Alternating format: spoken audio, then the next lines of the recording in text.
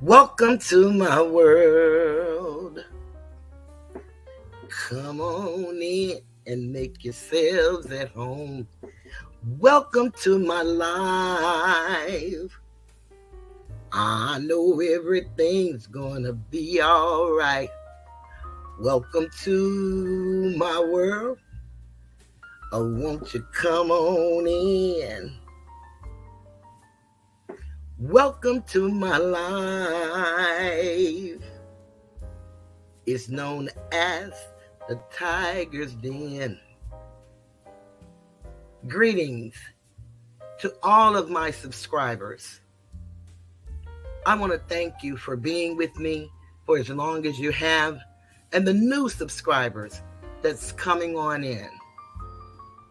We want to say greetings and thank you for your time.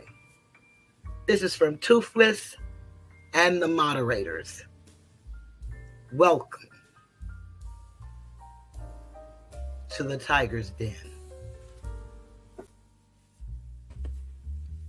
Greetings and welcome to the Tiger's Den. Happy Father's Day, Asator, because I see you here, and all of the fathers in the metaverse and the universe. Happy Father's Day. Happy Father's Day. Happy Father's Day to you. Go ahead. It's your day. I hope you enjoyed all you did. If you didn't do nothing, it's okay. Happy Father's Day. Happy Father's Day, everybody. Y'all know, anybody that knows me knows that I love to sing. I'll make a song out of anything. It kind of calms me. When I'm going through the craziness in life and I really don't know what's going on in my head, I'll just take a word and make a song. Tonight is a very special night. It's a celebration of life. It is a call to action. It is a call to acceptance, even when you don't understand. Some things don't need to be understood, especially if you're a human being. All we need to do is love. You know, that's our favorite word, love. You know, Jesus is love. God is love. Love makes the world go round. Wouldn't it be a more perfect world if 1/10 of that was true and we exhibited toward one another? I saw a story not too long ago, and you know, it's amazing when you're caught up in whatever it is you're caught up in, you don't really know what's happening in the world around you. And I saw this story and it touched my heart so I thought that today would be the perfect day for me to do this story in honor of Mr. Leonard Fortner, and for his father and his mother, to give them a gift on Father's Day to let them know that I stand in solidarity with them. And as my subscribers know, there's not much I can do physically because of my disabilities. And mainly it's the air that I breathe, the strength that I have because of my congestive heart failure. But my mind, my ability to speak, thank goodness, has been untouched. Now, sometimes I be messing up words and I don't know why I be doing that, but maybe that's just comes with it, you know, growing older. And then there are some people that are 90 that live as if they're 30, and I'm 65 and I'm living as if I'm 95. But I'm here and I'm willing to do what I can. So I'm putting out a call to action. And I just want to make people aware. We have to do whatever we're purposed in our heart to do. And for me, it is to serve. I was created for worship, to help uplift fallen humanity. That is why I do this every Sunday and every Wednesday. It brings me joy. Because every now and then, somebody will tell me something that I said that inspired them and helped them get through their day. Pastor Todd blows my head up so big. I don't know if it's between him and Maria. I don't know even how I carry the head that I carry on my body, because they're always thanking me for the conversations. Uncle Suge called me on Father's Day to say he loved me. Well, that meant a lot. And it was before I sent out all of my Father's Day greetings, because I always try to acknowledge people when the holidays come around that I know and have their numbers. So that really, I told him, you almost bringing me to tears for real though, because that means everything to me. So I want to try to honor this young man with dignity and respect. I'm not going to spend a lot of time on the LGBTQ community, but I want to embrace them because his attorney, as you will see in the video, acknowledged that he was a member of that community, and he was also HIV positive. The only thing is, none of that is what cost him his life. It was a misdemeanor charge and an arrest at the Fulton County Jail. He had been in there for 4 months without an indictment. That's past the 90 days according to law. And a young man jabbed him, and he is no longer with us. Imagine. I can't even imagine the phone call when you know your child is great, thriving, a graduate, Howard University, moved to the Mecca of where the LGBTQ is supposed to be accepted, embraced. And he went to follow his dreams. Unfortunately. And it's unfortunate for us, and mainly his mom, dad, and brother, because he's gone too soon.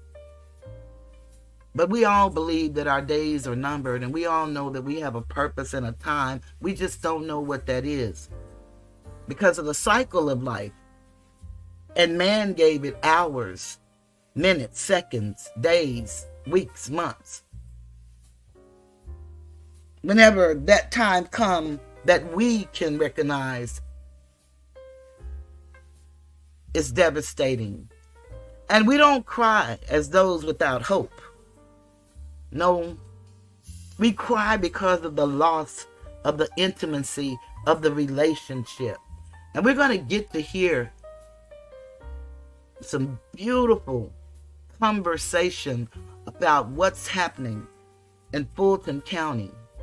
So I'm going to just start off talking a little bit about what happened, and then I'm going to give you a little more understanding on Pride, because June is Pride Month. And so we honor him with pride. And I now know what pride stands for. And I now know why the rainbow is the flag of choice. When you have an understanding of something, I found for me, I don't know about you, but I find it's common in most humans. Since it's written that there is nothing that overcomes me that, is not common to man, but we're not provided a way of escape. But I find most of us, a lot of times, we kind of balk at something because we don't understand. We don't know. And we let people dictate how we think, feel, or should think and feel about any given situation. Every piece of knowledge that we have acquired came from someone else. I'm talking every single thing. We can say it came from wherever source you want to say it came from, but you learned it from a human. And we can say that this is supposed to be this way and this is supposed to be that way. But when you look at the 7 Hermetic principles, when it talks about gender, it's not equated to sexuality. It's masculine and feminine. And everything has masculine and feminine. So I don't want to get into a debate, an argument, or trying to convince anyone to accept anything that they just can't accept. That's okay. You know, I'm that person that I don't agree to disagree. We can just disagree and move on. But what I'm going to leave you with is the knowledge that I have, and I'll receive that you say. And then we can ponder on it when we're alone. And we can make an informed decision from there. I found that if you hear something or if you know something, then just go and research. I want to welcome Dee. Thank you for being here. Madria, Asatar, Phyllis. Thank y'all for joining me. Because this is very important to me and very dear. I recently learned of the Young Thug trial. You know, I knew he was an artist, and I knew he was a great artist. And I'm a rap fan, but, you know, Mo3 is my favorite rapper, and he's no longer with us. So I'm one of these people, I'm stuck on, some people would call it stupid, but I have an addictive personality. So I get stuck on a song, and that's all I'll listen to. When I first heard Quavo, Turn Your Click Up, I played that song for 1 month, 24 hours a day. 1 month, 24 hours a day, when I finally discovered what it is. And Poe Asator, he was trying to help me figure it out. He said, "Two Blitz, I think I know what it is. I think I know." And then he went and looked. It was Nicki Minaj Barbie song. He was close, but that wasn't it. We laughed. We laughed. But he tried. He wanted me to get that song because I couldn't get it out of my head. And he really wanted me to have it. And then I messed around and found it. And I listened to it for 1 month. 24 hours a day. I have a Bose speaker. And imagine listening on a Bose speaker. But I did that. So I'm going to tell a little bit, and then I'm going to show some videos of this sheriff who keeps trying to get billions of dollars, and he will not even take care of the millions that the taxpayers of Fulton County entrust him with. Y'all, it's corruption all over the land. Power corrupts, and absolute power corrupts absolutely. And when these people who we vote for and send them in office, we're sending them there for our interest. You know, I give this example all the time. It's just like when you have a sick loved one and you're at the hospital. The doctor don't want to talk to every member of the family because everybody have their own belief about how this should go if the person is incapacitated. They need to talk with the level-headed people and the ones who can make decisions, life-altering decisions. And that's why we send people to represent us. Unfortunately, something went wrong. Those are the things that I started out talking about when I came to YouTube. And I changed with the time. But I never leave my foundation, silent weapons for quiet wars. You're going to find out that this man knows this jail is in the condition that it's in, was allocated money from the commissioners who are a sad group of people. in Fulton County.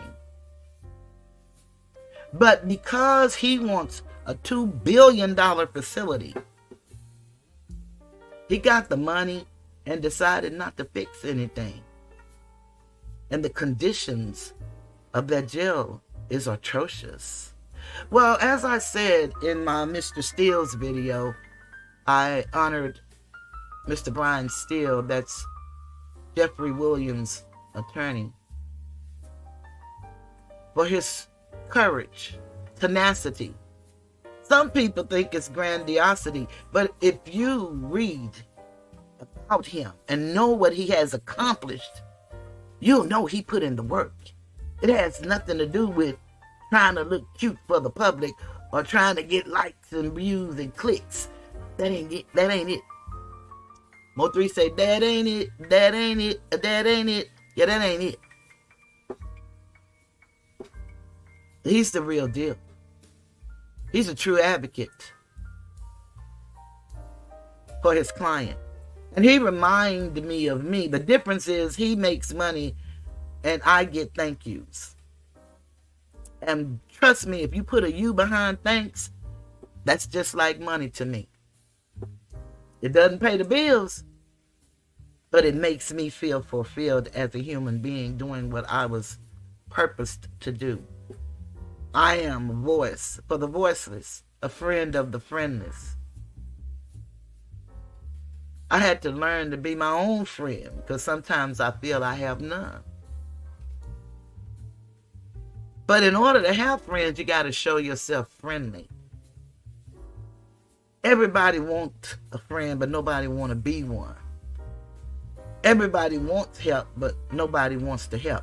And when I use the term everybody, that's figuratively, because you know it's not all of nothing.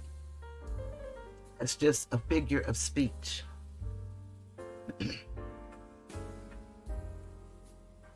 But to be able to help somebody when you believe them to be what the law say that they are until proven guilty, I'm going to share the Human Rights Act that was developed by the United Nations that covers the international and national law. See, we so far behind, we don't even understand all of the doctrines, acts, laws that are in effect to protect us. The treaties. But the Constitution says that the Constitution and the treaties are the law of the land. They are supreme. I'm going to share some of that with you guys. Hey, Kelly. Kelly, you didn't miss the live. I did a video. You didn't miss it. But I want to just sing a line or two of this song. And I know, some people don't like my singing. I love it. And maybe, that's why sometimes I'm alone. But that's okay. But I just want to sing this in honor of Mr. Fortner. Precious memories, how they linger, how they ever flood my soul.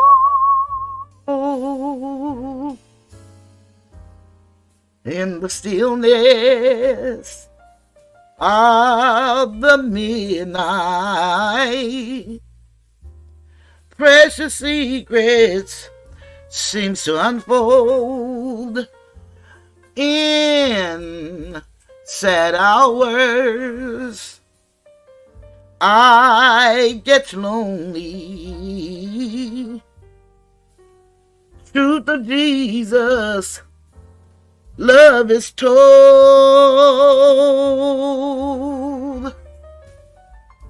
Jesus whispers, I'll be with you.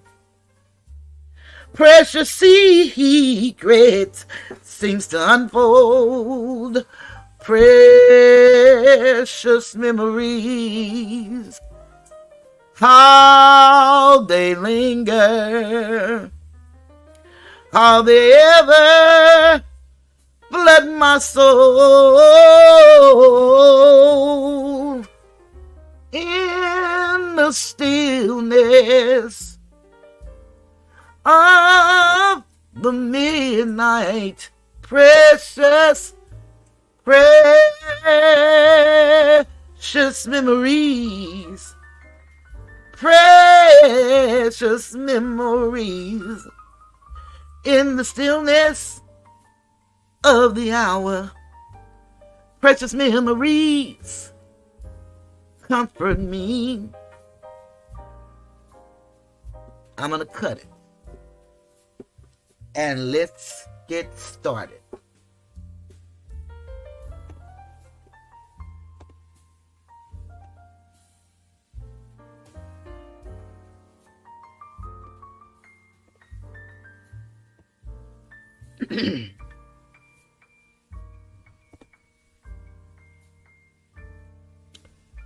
For immediate release.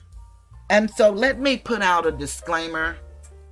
I've researched, and I may falter every now and then, but I tried to look up words that, could be offensive or whatever, and I didn't see the words that they say that we can't use, but I'm going to do my best to substitute words.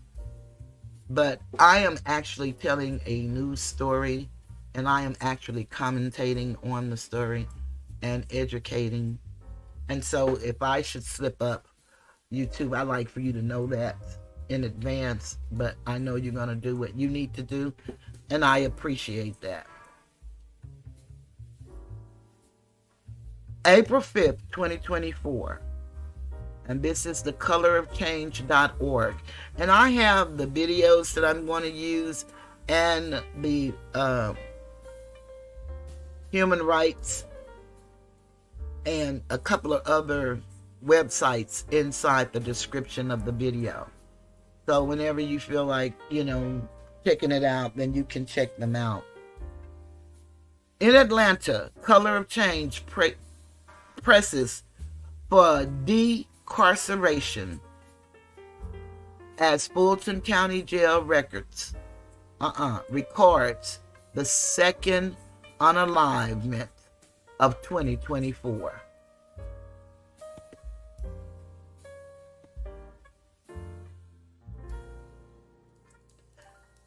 Atlanta. On April 4th, it was reported that 37-year-old Leonard Fortner was jabbed and unalived at the Fulton County Jail. Fortner was charged with criminal damage to property and was being held without bond in Atlanta. In response, Color of Change released the following statement from Michael Collins, Senior Director of State and Local Government Affairs. Now, mind you, that charge is a misdemeanor charge. Property we're talking about, property. Quote, as these stories have become less than uncommon from the Fulton County jail system, our first priority will always be to express our condolences to the family and the friends of Leonard Fortner. Mr. Fortner's unalivement is the second of 2024 and is a direct result of the ill-managed and overcrowded system that took 10 lives last year alone. As Color of Change and partners have continued to engage with District Attorney Willis, we have seen the jail population fall by hundreds. This recent trend of decarceration, the Rice Street population is down from a high of 25,000 last summer to around 1,700. And that's 2,500, not 1,000. 2,500 last summer to around 1,700 today. Has made the jail system more manageable, more safe for incarcerated individuals in the system, and more reactive to cases of violence. But we are nowhere close to a solution that will protect lives and a system that would have prevented Mr. Fortner's unalivement. We need to see an end to the use of cash bond. We need to see the huge backlog of cases cleared.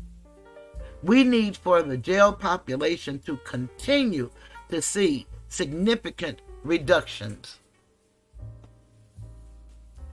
Mr. Fortner's unalivement is a consequence of inaction.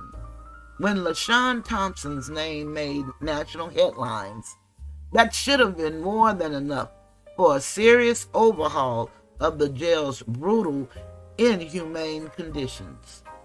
Color of Change will continue to activate our members and work alongside partners to install life-saving reforms that will prevent one more family from losing their loved one in the Fulton County Jail system. Now, can you imagine having a sentence of unalivement, going to jail on a misdemeanor, being held without bond and no indictment? Can you imagine that?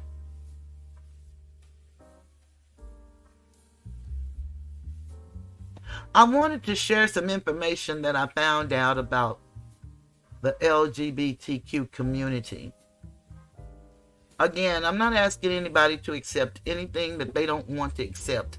But what I do want to do is educate you, because knowledge is power.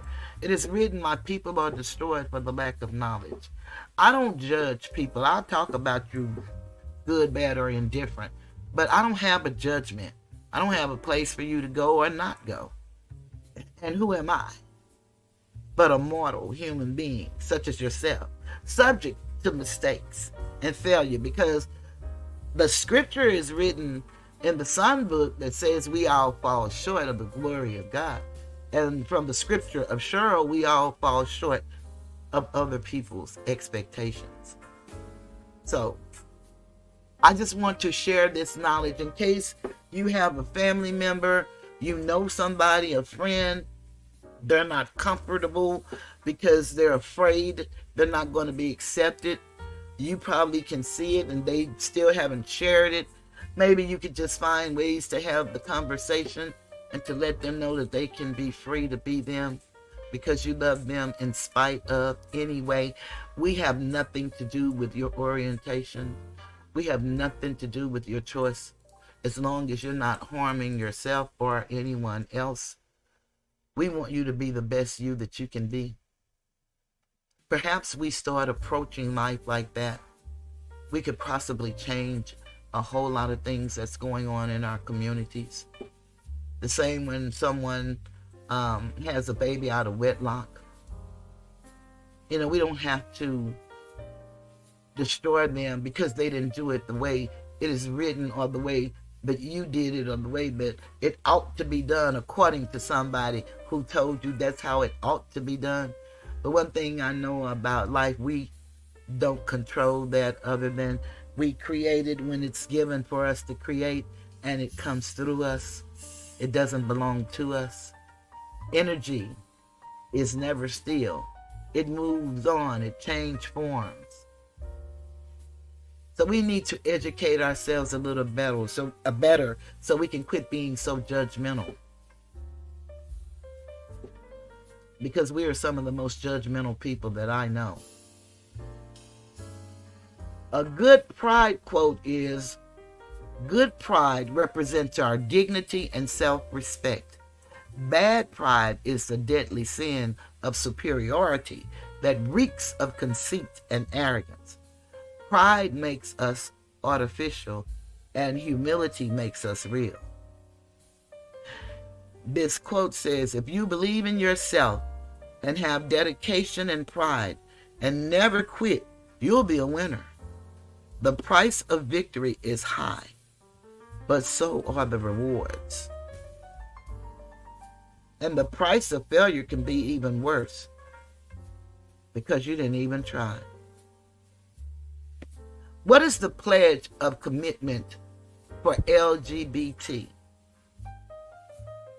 And I got all of this off of Google. I just Googled. I pledge to be an informed advocate for people who self-identify as lesbian, gay, bisexual, transgender, intersex, queer, asexual, or as another sexual and gender minority. LGBTIQA+. And like I say, I know to put LMNOP. Or as an ally of LGBTIQA+ individuals. What was the original LGBT rainbow flag? Baker and Sigerblom's flag debuted at the Gay Freedom Day Parade in San Francisco in 1978. Each of the original 8 colors had their own unique symbolism. Hot pink equaled X. Red, life. Orange, healing. Yellow, sunlight. Green, nature. Turquoise, magic and art. Indigo, serenity, and violet, spirit. Violet is spirit. And of course, we know spirit is breath. A positive form of pride. Authentic pride is a positive emotion that occurs after a specific accomplishment. During authentic pride, people experience accurate feelings of self-worth and a boost in self-esteem. I also did not realize that a lot of people from this community have an issue with shopping. And that's really, really fascinating to me and ironic. And the question is pride positive emotion? Introduction.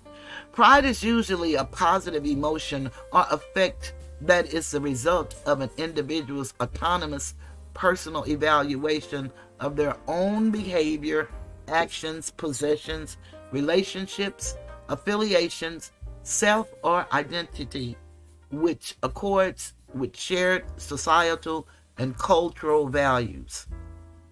What is the virtue of pride? The virtue of pride is a commitment to achieve self-esteem by taking credit and responsibility for acting on one's judgment in accordance with principles.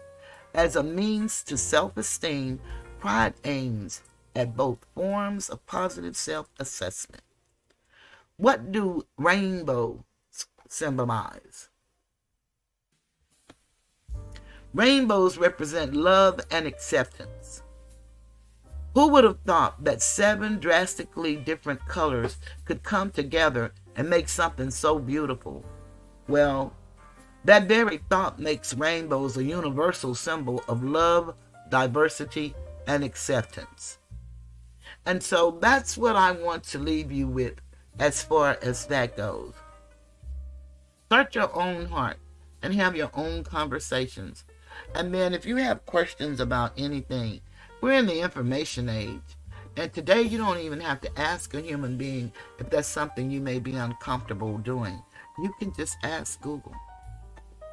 And we know that humans put the information on Google. So everything may not always be correct. But you try to fact check. That's what you do. So we're going to move on now. I want to introduce you guys. Let me cancel this and bring this down because I didn't save it and I don't want to get rid of it. I want to introduce you guys to the Fulton family.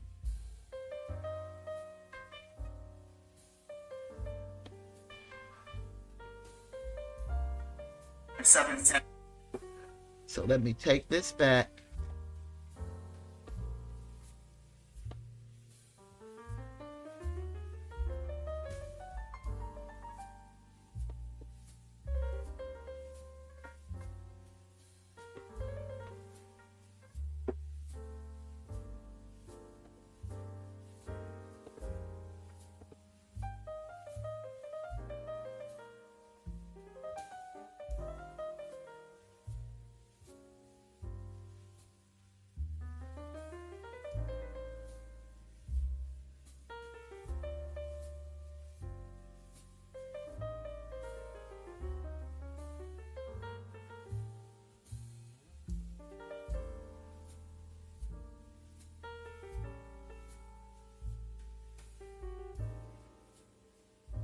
Well, good afternoon, and thank you for being here today.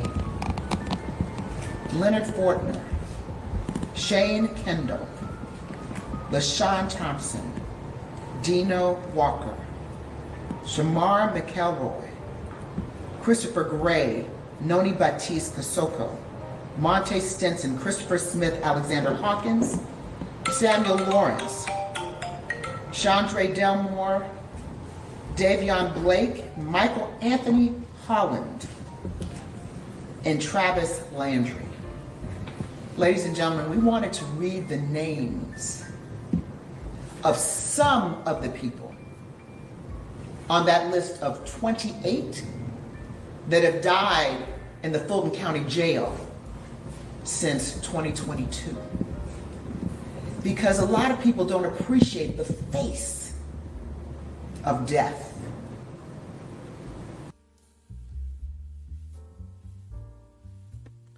So you will hear words that lawyers speak as she's telling the story of this young man.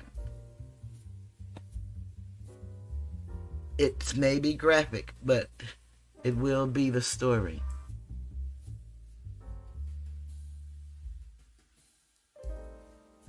And I think it's one that bears hearing in the original state of the story.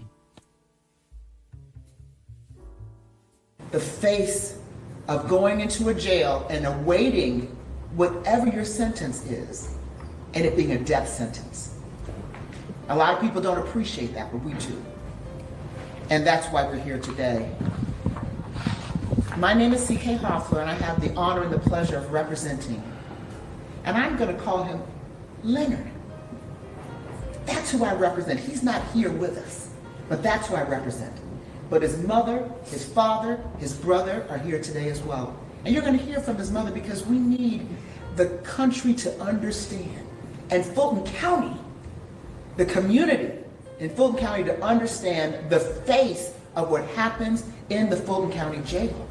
It shouldn't have to take 28 people to die in 2 years for us to understand what happens in Fulton County Jail. And so I wanted to. And this is happening on the watch of the lady that's in every church in Georgia, talking about how they're hating on black women and how she's keeping the community safe and how she's doing the work of her father and the people that are citizens of Fulton County. Unfortunately, people are not getting indicted. Once they get indicted, a lot of them are getting no bond, and then they're certainly not getting any representation. And that is a problem. And we'll hear how much of a problem a little later. But let me just go on. We've assembled today and wanted to thank the Southern Human Rights Center for this magnificent briefing, because, ladies and gentlemen, we had a briefing like no other briefings. And I've been around as a lawyer for almost 40 years. I have to pause because that means I'm a certain age, but 40 years, and I've been in some briefings, but this was an amazing briefing, an astounding briefing, an eye-opening briefing of stakeholders in both the civil rights and human rights, private sector and public sector, because we needed to understand better how we can refuse to be denied and representing the fate of those unfortunate incarcerated individuals who are in the Fulton County Jail awaiting their destiny, who may die. Because what we have to really think of, a lot of people say, well, this is, if they're in jail, they did something wrong. And maybe they did do something wrong, but that's not a death sentence. You shouldn't have less than a 50% chance of living through an experience when you go to jail. When you go to jail, there are many people who are falsely arrested, falsely accused every single day. Not just in Fulton County, but throughout the country. But it should never, ladies and gentlemen, be a sentence for death. But that, unfortunately, is what it is becoming in the Fulton County Jail. And we're here to say no, no more. It's got to stop. So this magnificent team at the Southern Center for Human Rights, because this is a human rights issue, first and foremost, led by the incomparable, the magnificent Terica Gansey. I call her Madam President because, you know, she's our Gavois president. That's what I call her, president for life. But we're here today because they gave us some information that, quite frankly, we have opened our eyes further. Leonard Fortner, and you're going to hear more about him, is the face of those people, those unfortunate individuals in the male facility. He was killed. He was stabbed to death. He was a member of the LGBTQ plus community. He was HIV positive. He was an extraordinary individual, and he was somebody's son. He was someone's grandson. He was someone's uncle. He was someone's cousin. He was someone's friend. And when he was arrested for what would have been a misdemeanor, could have been a misdemeanor, he met his untimely death in a violent, despicable, inhumane way. And while, yes, there was somebody who stabbed him with a shank, someone stabbed him, but it was the conditions at the Fulton County Jail, the leadership of the Fulton County Jail, the administration of the Fulton County Jail that provided an environment where inmates or people who are there can make shanks out of the deteriorating structure. And the solution is not to build a $2 billion jail, ladies and gentlemen. So we felt that it was important to have the stakeholders that come here today, because enough is enough. How many class actions do we have to file on behalf of individuals who have rights? How many lawsuits do we have to file? How many discussions need to be had for there to be a change? And if the community doesn't stand up and say, not one more person, because let me just tell you, it could be your son or your daughter. It could be your niece or your nephew. It could be your grandchild. It could be any of us that stand. So we're not here to pass judgment on those who may have made a mistake. We're here to seek justice and to give you the face of someone who suffered, a family that is suffering because of conditions that are inhumane. This is a human rights issue, ladies and gentlemen. Human rights, civil rights, human rights. I visited facilities throughout the world because I used to do international work. And when I tell you that the conditions that I'm aware of here are worse than in some countries that are ongoing development, that we criticize for their conditions, we criticize them for their inhumane conditions, well, we are unfortunately right up there and surpassing them in the lack of humanity in how we treat the least of these, who happen to be in a situation where they have no choice. They don't have, Leonard didn't have the choice to say, oh, I'm going to jump to the left and jump to the right, go up, go down. He didn't have a choice. He had to stand there and be killed. I know this is difficult for his family to hear. But ladies and gentlemen, we have to at some point say enough is enough, and that's what we're here today to talk about. So I want to bring up, we have a few people going to speak, and some of these people you all know. Gerald Griggs, an incomparable attorney, a phenomenal attorney, civil and criminal defense attorney, a civil rights leader. He's the president of our Georgia NAACP. He has his own firm as well. You're going to hear from also attorney Tiffany Roberts, who's here at the Southern Center for Human Rights. She's the public policy director. She's the one that led the briefing today, and when I tell you, it was one of the best briefings I've ever had on any issue. And then we're also going to hear from attorney Michael Collins. He's an attorney with Color of Change. These are people who are stakeholders in this fight. Been in this fight for a long time. You don't come into a fight, come to the table without doing your homework and having a team. We're also going to hear from, you know, when I think of someone who has changed how young black men are perceived in this community, how young black men are groomed in this community, I think of Wally Davis, because from Davis Bozeman, because he has shown us how to do it. He's been a fighter for the least of these. He's a civil rights fighter. He's a criminal defense lawyer. He's a civil lawyer. I think we worked on a medical malpractice case together. But he's an extraordinary human being who has heart and who has been fighting these fights for a very long time. And you're going to hear from him. And then we're going to turn and shift our attention very briefly, ladies and gentlemen, to Texas. Texas is here in Fulton County. Texas is here in Georgia. Why? Because Leonard Fortner, this is Leonard Fortner. He's from Texas. His family's from Texas. He came to Georgia thinking this would be a land of opportunity, a better place. By the way, college educated. Howard University.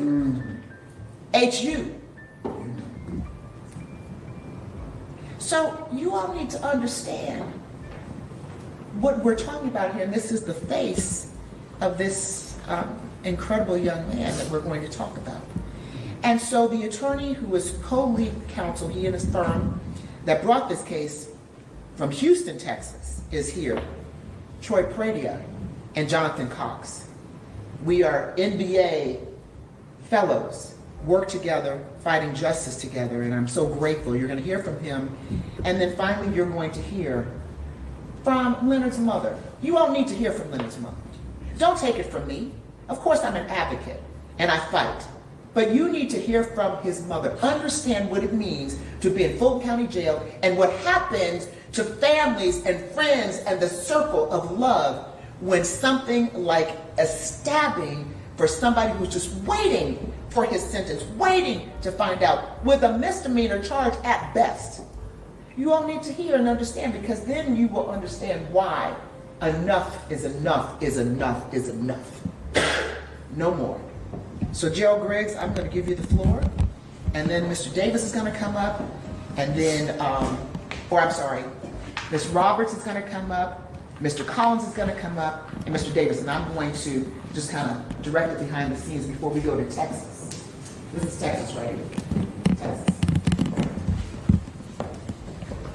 Unfortunately, we've been here far too many times. Thank you to C.K. Hoffler. Thank you to this family for the opportunity to stand before you and to advocate on behalf of the oldest civil rights organization in the state, the Georgia NAACP and the Atlanta NAACP. But we've been here too often. Tiffany, we've been here too often. Mallory, we've been here too often. So many others have been here too often. And I thought that after seeing a man eaten alive by bed bugs, change would come.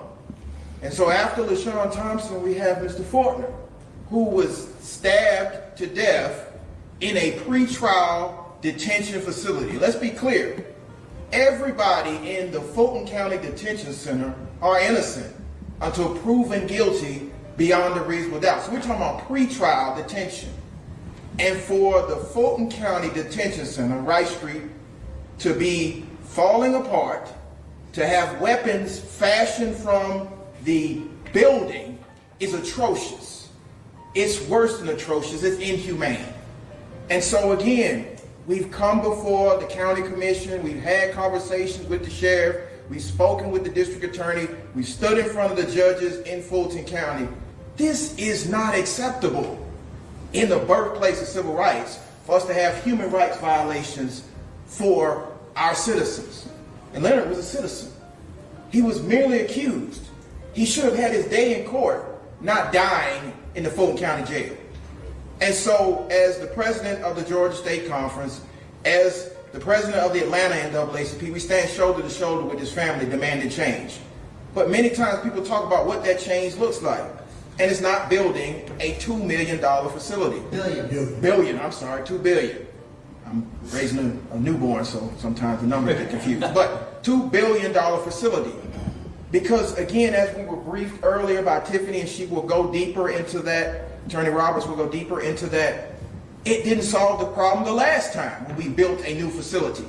It didn't solve the problem when citizens rose up and say, don't rent out the Atlanta Detention Center to the Fulton County Sheriff, because that wouldn't solve the problem. And consequently, why do we still have boats or people sleeping on the floor in the Fulton County Detention Center after we've rented out the Atlanta Detention Center?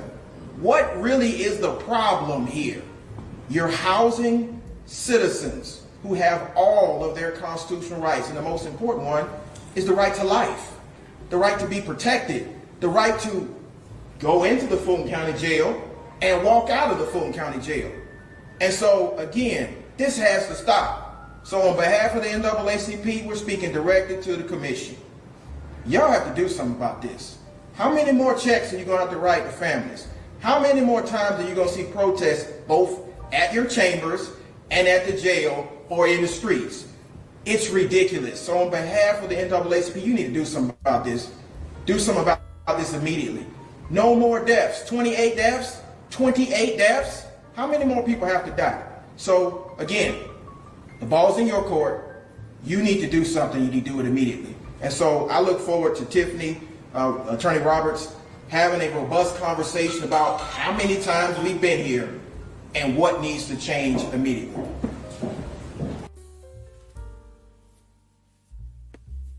Before Tiffany take the podium, I think that they don't care how many times they have to write checks to citizens, because I believe they view the people as casualties of war. And the war is their war on the people. You see, when I listen to the commissioners' meetings and then I go and listen to the Senate hearings, and I would really suggest that everybody go and listen to the Senate hearings that they're investigating the DA's office, as well as the sheriff. He's very questionable. But I wish that you would go listen to the CFO, who sounds like she's on her way to Venus, when she's talking about all of these checks of millions of dollars that they're giving to these people who come to them with line item budgets. Line item budgets. In case someone may not know what that means, it means exactly what it says. They have line for line the need, how many, how much, what it's going to cost, and this is what they're going to do. And so I need you to give me this money in order for me to make this happen, to put more people to work in the jails, to put more people in the DA's office so that more people can be indicted, and put people in the public defender's office so that they can be given counsel, because the Constitution swears that we can. But they say once they are approved for these millions, they are constitutional officers and no one controls their budget but them. So then they can decide, once the check comes, oh, I'm not going to spend it on that, I'm going to spend it on this. And nobody knows what it's being spent on. And they don't ask questions because they don't believe they have the power to know. With no checks and balances, this is what you see. And it's like this throughout the United States. So make no mistake about it. As I said, I was researching this story and I just wanted to know about Texas. And we have 14 facilities that the jails are atrocious. And 2 of them are some of the worst jails in America. It's unbelievable. And a lot of people think because people are in jail, oh, well, they did something wrong, so then they need to. You don't know that. You're supposed to be presumed innocent. Even if you seen them do something, you don't know the story. And that's why you get to go before a jury of your peers. And it has to be with a reasonable doubt.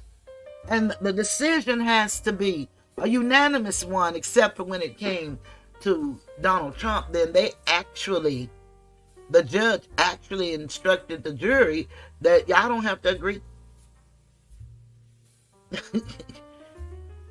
And I don't care who you are. If they do this to one of us, the injustice to one of us is injustice to all of us. And we're all human. And I'm going to, give y'all the human rights doctrine. This is really sad. And I really hate that more people are not interested in reality. They're so busy trying to make fiat that's not real and don't realize it. When this thing hit us, the thing that's coming, change, It's going to affect us more than anybody in this country. And I'm talking to the Asiatic community. Whether you're LGBT or if you're straight or if you're whatever you want to call yourself, it's going to affect us because the laws always have. They have laws and then laws in place that are hidden. And because we don't know politics, we don't know that there's such thing as international law and there's a court outside of these boundaries, we don't know what we can do. And this is not false information. This is truth. And I found most people don't want to know the truth because they can't handle the truth. They don't want responsibility. They don't want to be accountable. I understand that. But there are some that's coming up, and the children are our future. They are hungry and they want something. They don't want no stories or no old wives' tales. We have some indigo children, supernaturally smart. And if you're not careful, the school system will tell you that they have mental issues. They have behavior problems. They beat the spirit out of them and the creativity. Not all, but some. These are realities. And what's amazing about it is we have so many studies that's exactly what I'm saying has been studied by some of the greatest universities in the land. But of course, we can't have the conversation because we don't own platforms and we don't own networks. And then we don't trust each other. We can't listen to each other. If I don't like you, I know you ain't saying nothing that makes sense. And we wonder why they call us minorities. That's minor behavior. So let me allow her to speak.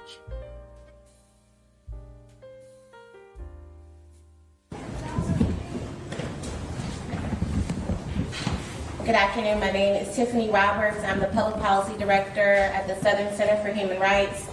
We are a nonprofit law firm that has for almost 50 years advocated for an end to the criminalization of race and poverty.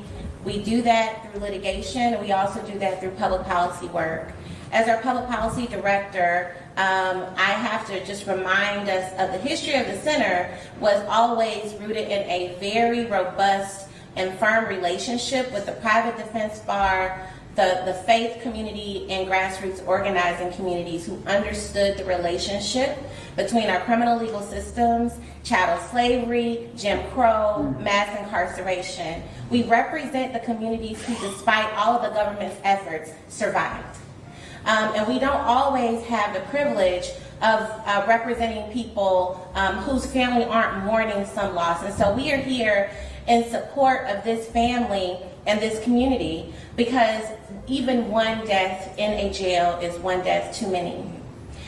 We have successfully sued Fulton County about their jails 4 times.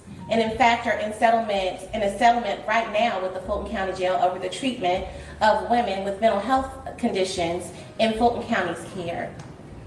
This is an all hands on deck moment. Fulton County has not taken seriously the mandate to decarcerate. Georgia is an outlier state. As crime rates drop nationally and locally, the city of Atlanta, Fulton County, and Georgia insist on arrest rates trending upward. During the COVID-19 pandemic, we laid out a plan that would allow local governments to deprioritize certain offenses, certain misdemeanors, so that our jail population could be diminished, and it worked. But as soon as fear-mongering actors started to implore our local governmental leaders to dispense with that plan and lock more people up, that's exactly what they did. And what we are seeing from Fulton County, from Atlanta, and many other actors is that fear-mongering has taken priority over facts, over humanity. Fear-mongering has taken priority over the affording human rights to every person who walks in and out of the Fulton County Jail. Yesterday, we had a press conference on the steps of the courthouse, calling on the Fulton County Commission to reject Sheriff Patrick Labatt's plea to build a $2 billion jail, and I'm grateful that the county commission has not allocated funds and is not asking for a sales tax increase to pay for a jail that would be more expensive than the country's most expensive prison. The sheriff wants to build a facility for people who have been convicted of nothing that is more expensive than the most expensive facility that houses people who have actually been convicted of crimes. What we are asking from the broader criminal defense community, from local grassroots organizations, and from our elected leadership is to step away from political gamesmanship, to step away from the vanity projects that they are proposing with respect to these new facilities, and to take seriously national best practices and policy recommendations that makes it possible for people to fight their cases from home. It has been done elsewhere. It can be done here. And what I will say in closing is that Southern Center is engaging quite regularly with international bodies, including the United Nations. Yes. And what is happening here in Georgia is absolutely embarrassing.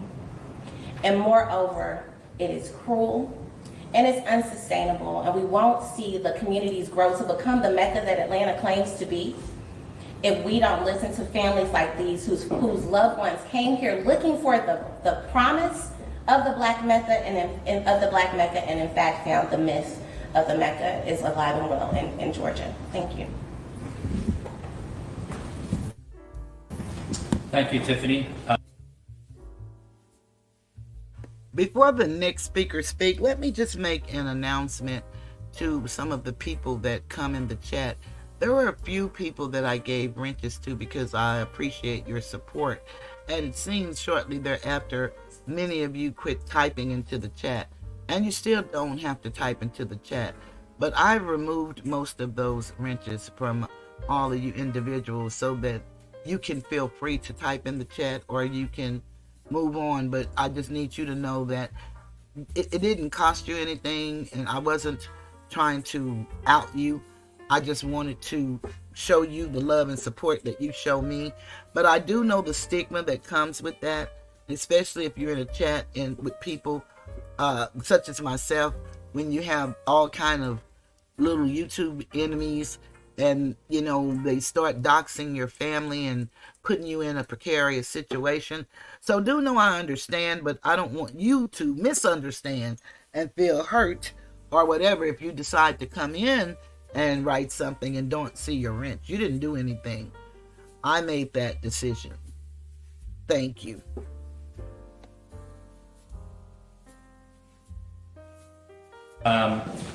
My name is Michael Collins. I am the Senior Director for State and Local Government Affairs at Colour of Change. Colour of Change is one of the nation's largest online civil rights organisations that focuses very heavily on criminal justice reform. Thank you, CK, for having us today. I want to say thank you to the Fulton family and extend my condolences for their loss.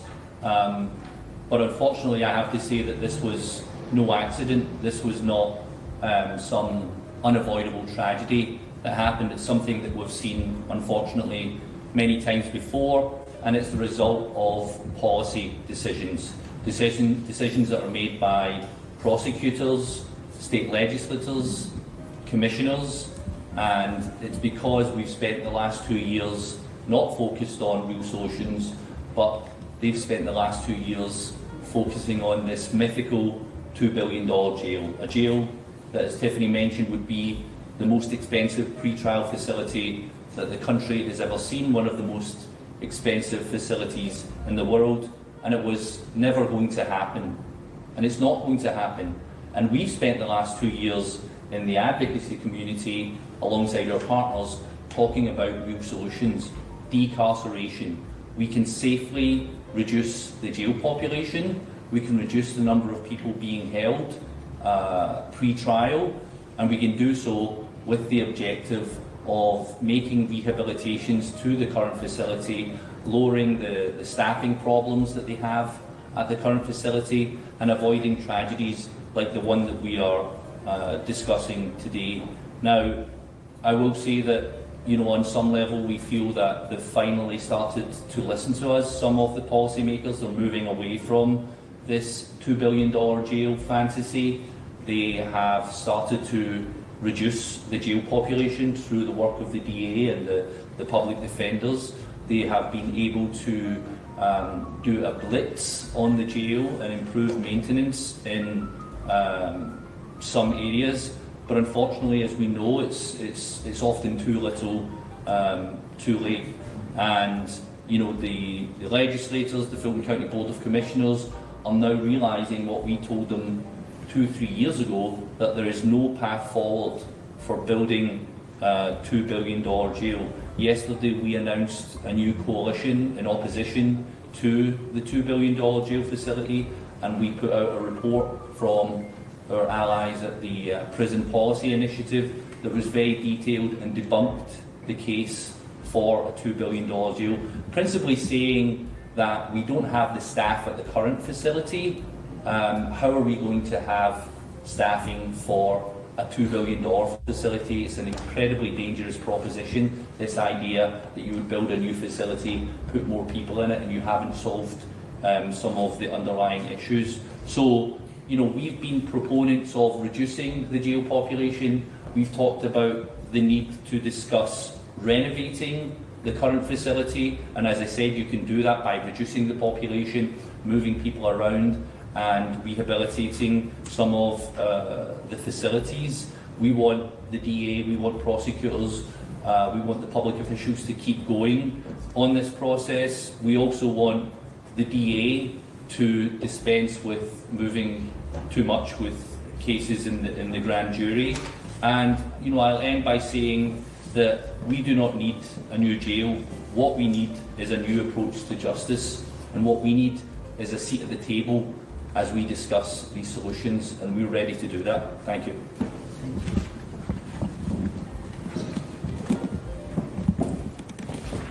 Good afternoon. I'm Maoli Davis of the Davis-Bozeman Law Firm.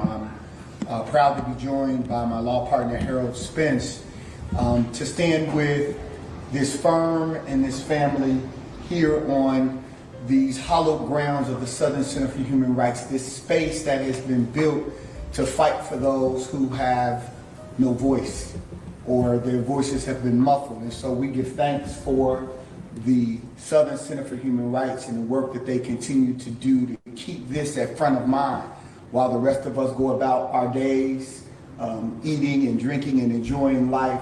They continue to recenter us on this very critical and important issue as it relates to people who are locked in cages and left to die, and that are put in situations where they don't recognize their own humanity.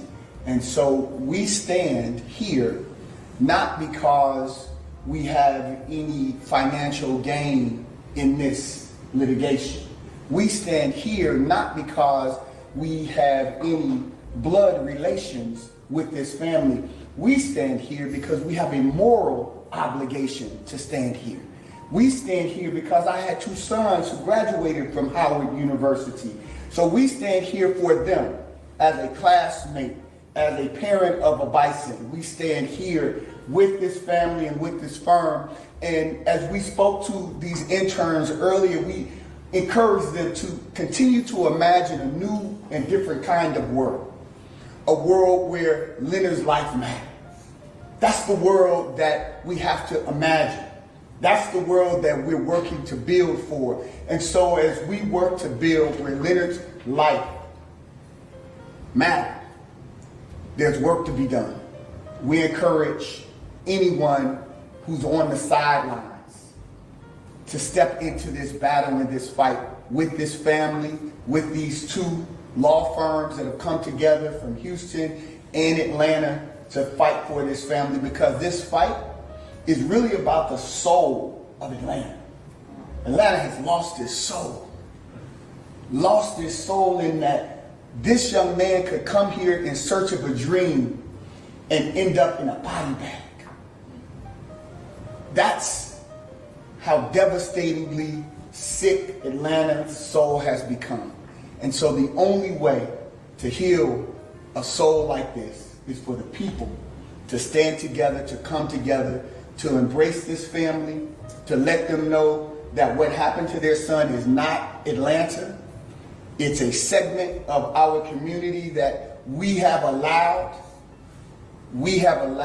to let this jail and let this criminal justice system go uncontrolled without humanity inputted. So again, our deepest condolences.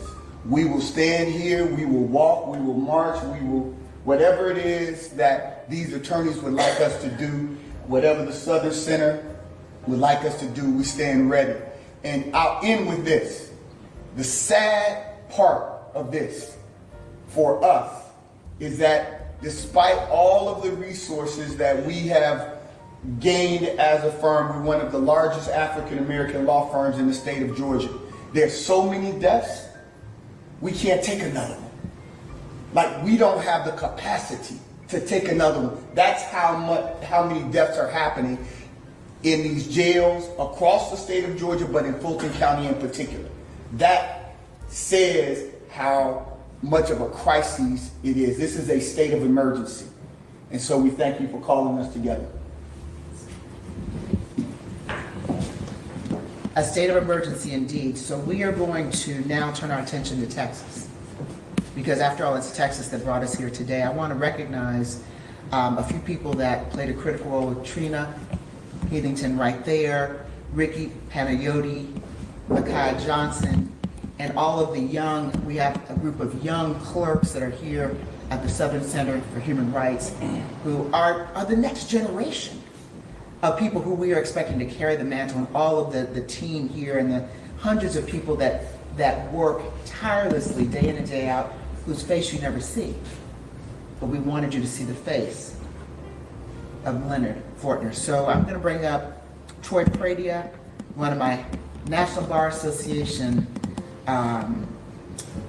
members, great members out of the great state of Texas. He hails from Houston, Texas.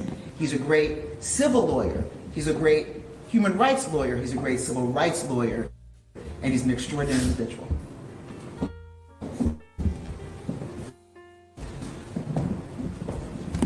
Good afternoon. Good afternoon. My name is Troy Pradia. I'm with the Cox Pradia Law Firm. We're here with my partner, Jonathan Cox, and we thought it'd be best to bring C.K. Hoffler in on this case. She's a tremendous lawyer, and we knew that she could help us get the job done. I want to put a face on Leonard Fortner. He was a 2013 Howard grad in mass communications. He was educated. He's from the educational family. His mother, Donna Fortner, was a counselor and a teacher for 33 years in Dallas ISD. His father is in the automotive industry for 40 years. They hail from Monroe, Louisiana. They've been married 42 years and been in DeSoto, Texas for 37 years. Now they only have one brother, one son left, which is LaDon Fortner. He's also an educator. He teaches special education students, and he's committed, just like his mother, to educating people. This is a travesty. It should not happen to any child. And Leonard, yes, he was a child. He was the son of Donna Fortner, who's going to come up and talk to us real soon. We want to say that this is a human rights issue. We're in the home, the bedrock of civil rights. And Martin Luther King would not want to see this happen in his hometown. We have to do something about this issue. Not just today, we should have done something about this several years ago. I'm from Harris County, Texas. We have the same issue in Harris County. The jails are overcrowded. They're not putting money into the jails, and people are dying at alarming rates. In Harris County, there have been 60 deaths in the jails in the last 3 years. That's astounding. So this is not just an Atlanta issue, Fulton County issue. This is a United States issue. The Justice Department has investigated Fulton County, and we hope that they join with us to make things right. This family is suffering, they're grieving. All of our hearts are going out to this family. And we know that at the end of the day, that Atlanta can help bring justice to the community, not just the black community, but the entire community. We want to put Atlanta on notice that we're from Texas and we're here to fight with C.K. Hoffa. And we want to do our very best for this family, and we will do it. I promise you that we will take care of you guys.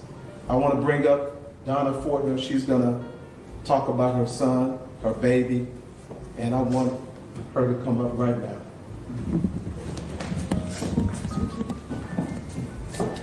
Thank you, everyone that brought this together for us. I am Donna Fortner. This is my son, Leonard Terrence Fortner. Leonard's father is here, and Leonard's oldest brother is here. Who was Leonard? Leonard was creative. He loved writing. He loved helping others. Leonard was passionate about the rights of others. That's who Leonard Fortner really is. When we lost Leonard, we lost a lot in our family. We lost an uncle. We lost a younger son. We lost a brother. We have grandparents that have lost a grandson. And we have siblings that have lost an uncle.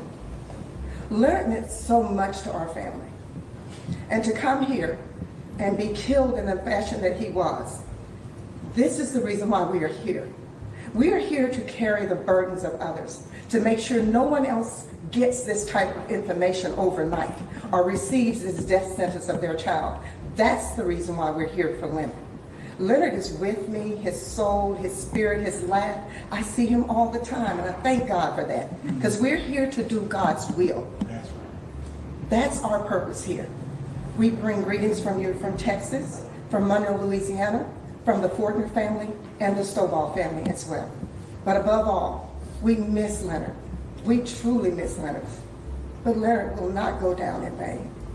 God promised that, and God's will be done. Thank you.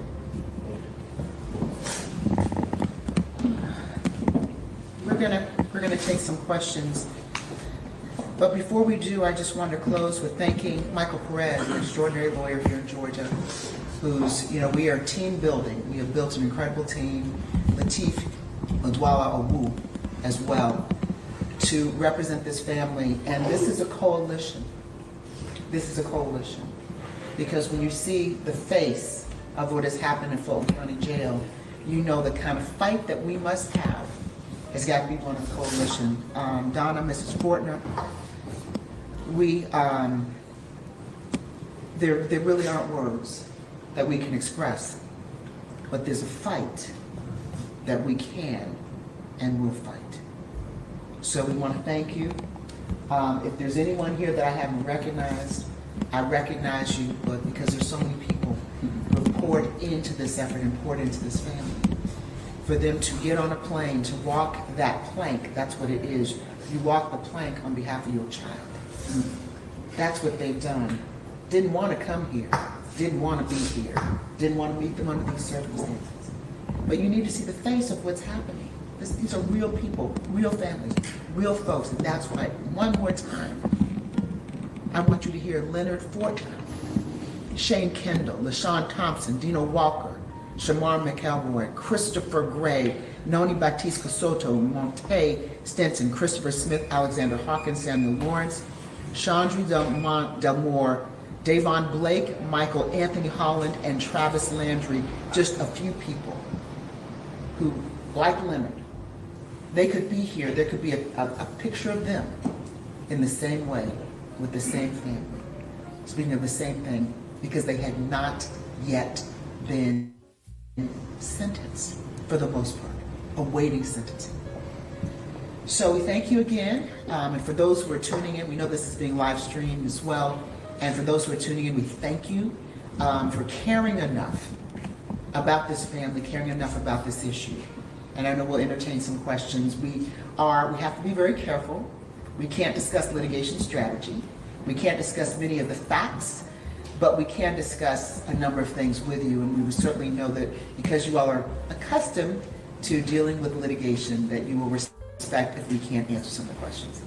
The attorneys in this room have represented many of the people that are on that list, and still there has been no change.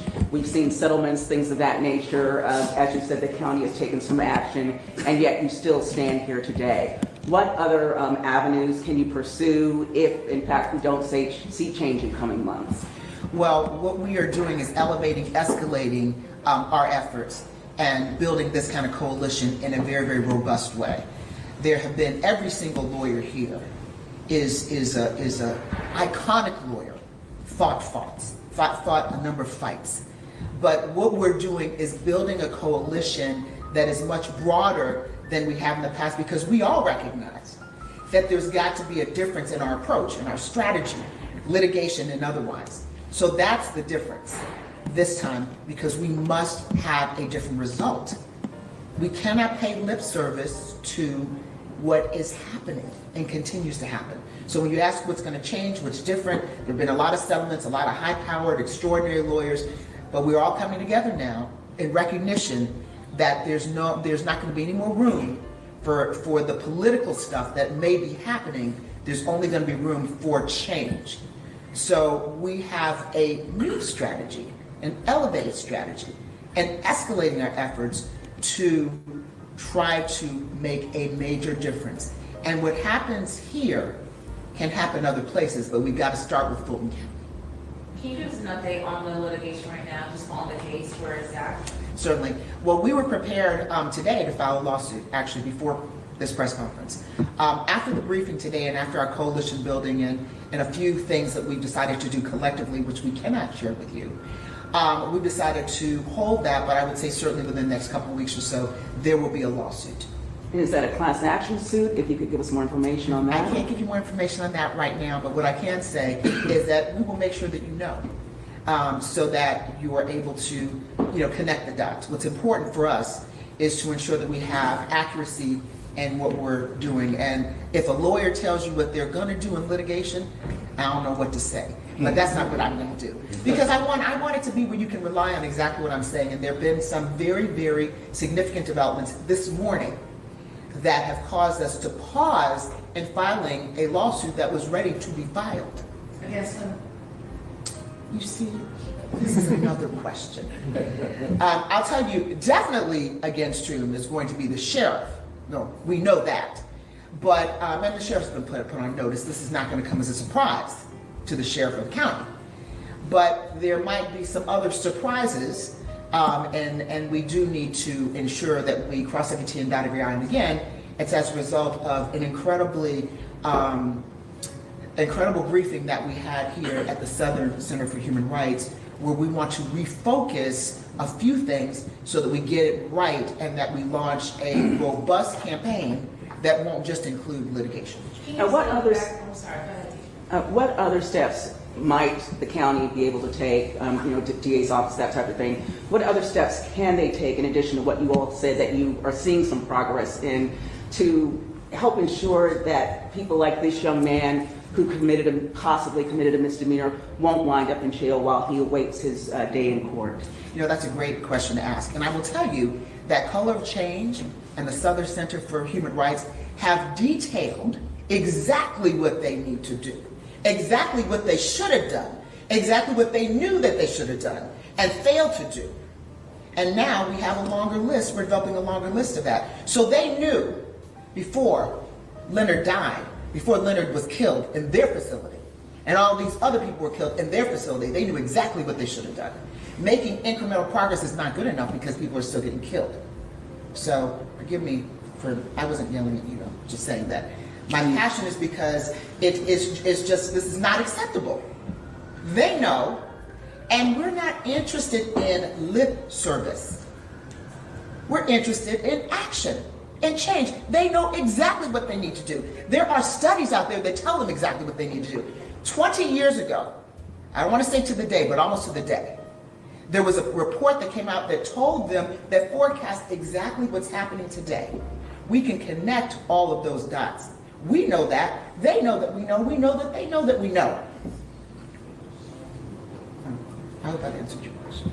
As far as Leonard and his time Yes. at the jail, can you tell us how long he was at the jail before this incident happened?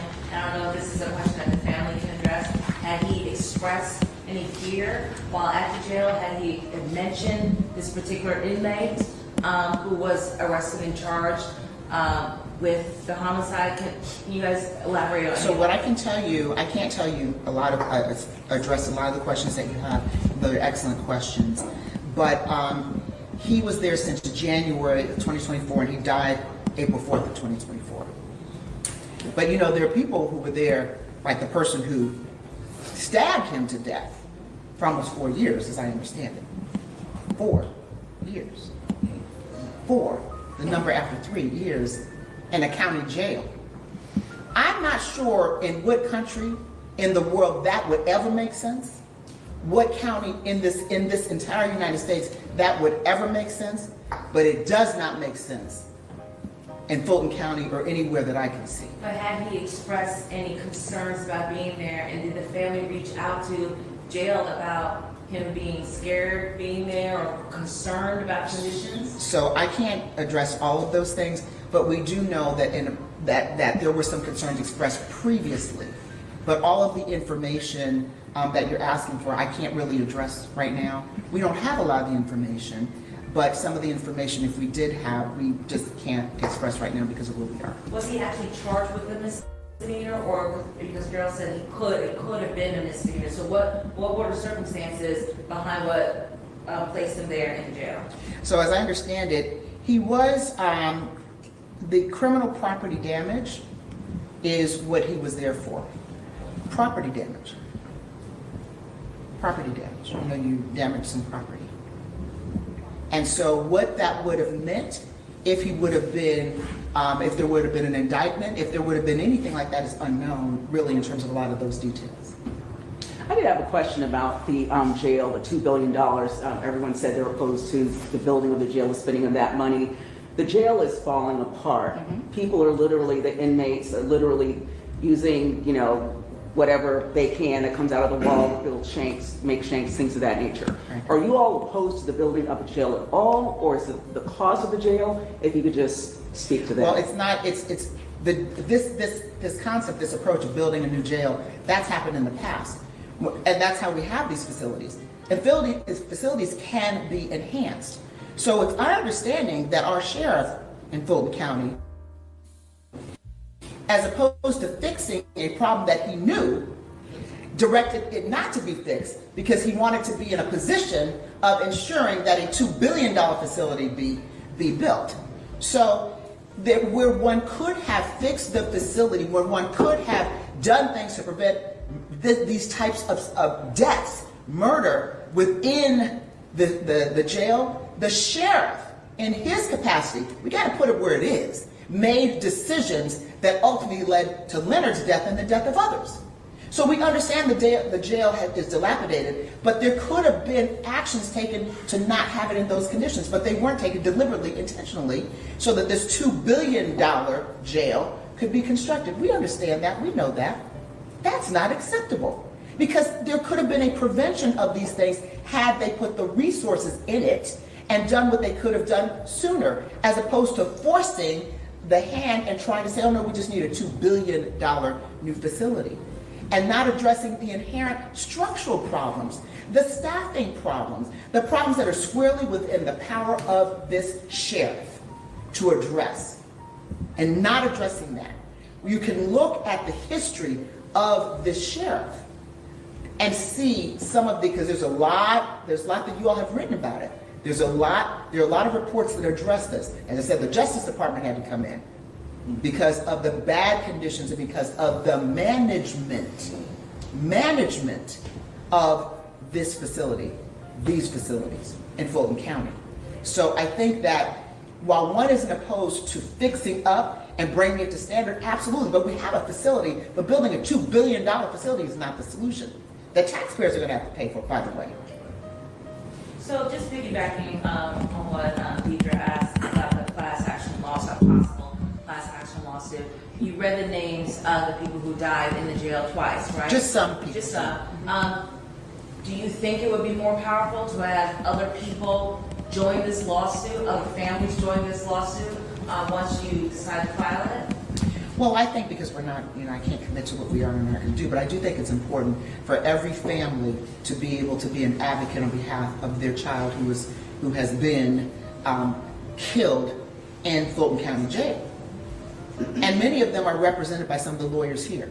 So I do think it's important for there to be every single person who has died, because all of the circumstances are nefarious. All the circumstances are just what we're seeing as in Leonard's case. We know that. We have the evidence. There is evidence. And so I think it is important for there to be advocates for those people and those families. And I just had one more question. Yes. What's your timeline, your time frame as far as how long the county, those that you are demanding action from, have to get back to you before you will make that next move? Oh, it's not a question whether they get back to me. That's not the issue. But them getting back to me before we file something and do what we're going to do. They've had a whole long time before Leonard Fortner was killed to get back to somebody, to get back to those families, to do something different, and they did. So I'm not waiting on them to get back to me, to get back to us. We're going to do what we're going to do. Now, we want to see some action. Don't get back to me, do something. You know what has to be done. I mean, how many reports do you have to have? How many advocacy, how much money has to be spent telling the county, showing the county and all of the stakeholders what must be done? So at this point, this young man who did not deserve to die, just like all of those other people, we're advocates on his behalf, but it doesn't turn on what the county getting back to me. That's not the factor for me in this prospective litigation.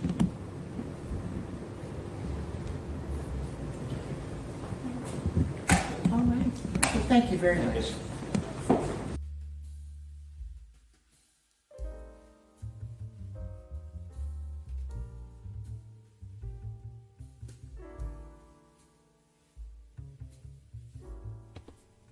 I think that's a lot of our problem, is that we think we have to wait on people to do what they're going to do instead of us learning to fight our own fight. That's why I constantly speak of the Constitution, because we have unalienable rights that we need to understand that we really have. But if you don't enforce or exercise or claim a right, then you don't possess that right. And oftentimes we as a people don't know what to do. And I would say the masses, any everyday lay person pretty much is walking around in la la land. There are some that are more knowledgeable than others because of their teaching. Their curriculums in their schools was a little bit different, and they taught them just a little bit more. But basically we're all pretty much in the same place. You look at the conditions of how they're doing these cases. We think the Young Thug case is horrible, but Karen Reed and my sister's been looking at it forever. Phyllis been looking at it since it went on trial, and she'd tell me about it from time to time. And then I look at a YouTuber, I'm Not a Lawyer But, and she does great commentary. And I'm a very verbose person and a voluminous writer. She's very concise and clear and to the point, and she pick all the right things. You know, I'm one of those people. I told you, when I read, if I start highlighting, I'd highlight the whole page. I haven't been able to decipher, just pick this word or pick this line, or because it all sounds so very important to me. So I kind of have to not highlight, because if I start highlighting, I'd be done highlighted the whole document. And that's not the point of the highlight. But that's the way my mind works. But it's so many of us going through little bitty things every day at work, in our homes, in our churches, just relationships with friends, family. We're going through so much. And everybody say that they don't want to be right. But when they come to you, you're always wrong and they're always the victim or hurt or right. And it's very hard to communicate in that way. I know it's hard for me, because I can't listen to craziness and stupidity. I will cut you off so fast, I'm not going to hear it. If you come to me with reason, I can take reason. And your reason don't have to be my reason. but it has to be reasonable. Just like the law, it's based on a reasonable person's theory. Okay, so now I'm just going to show y'all 1 or 2 videos. We have good timing going. And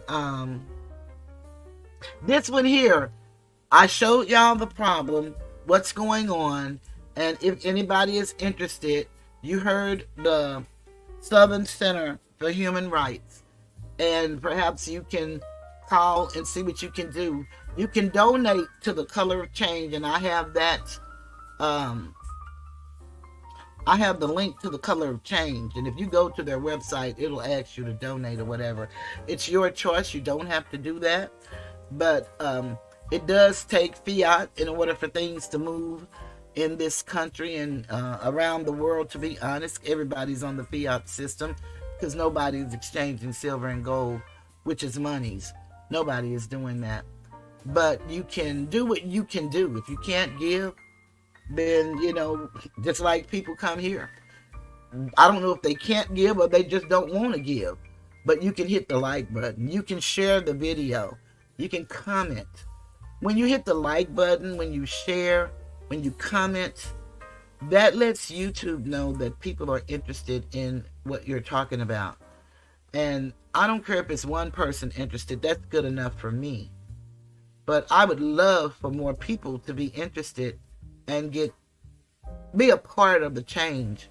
We all want change, but nobody want to be a part of affecting that change. But in order to make a change, you got to do like Mike said. You got to start with the man in the mirror. And then you got to get your issues all worked out, and then you can lend a hand to somebody else. And that's just the way it goes. Unfortunately, you can't get around that. You just can't do it.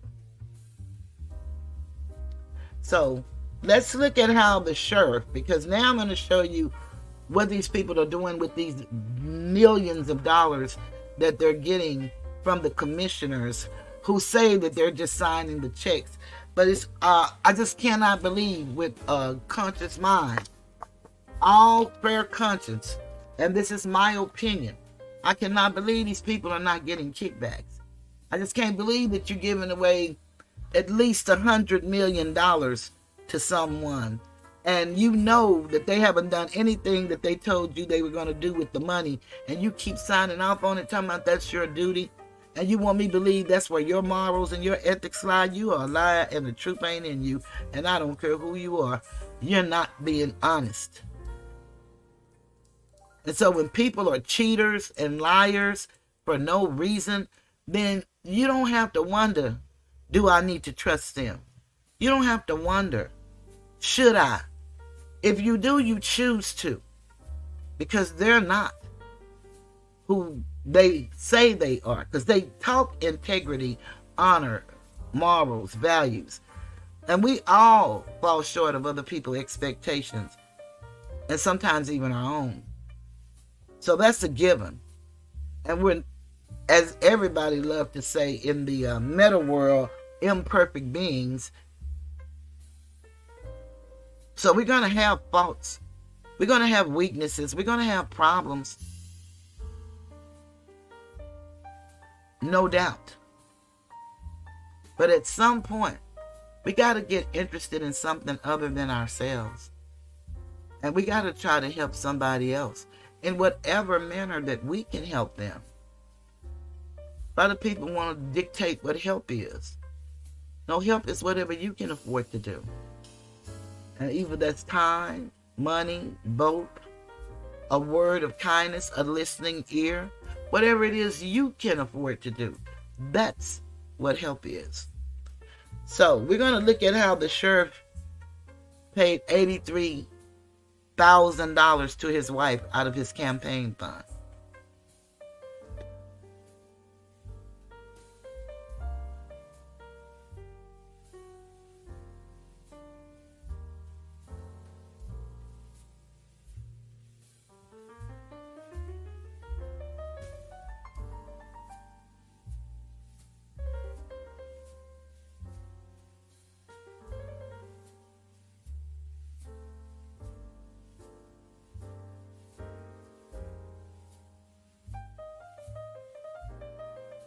Aid to companies created by the wife of Fulton County Sheriff Pat Labat. Two of those companies were not listed as required in the sheriff's personal financial disclosure statements.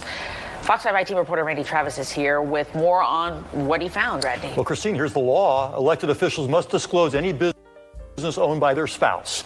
An even bigger deal when the sheriff's wife's companies have so far collected more than $80,000 from her husband's campaign.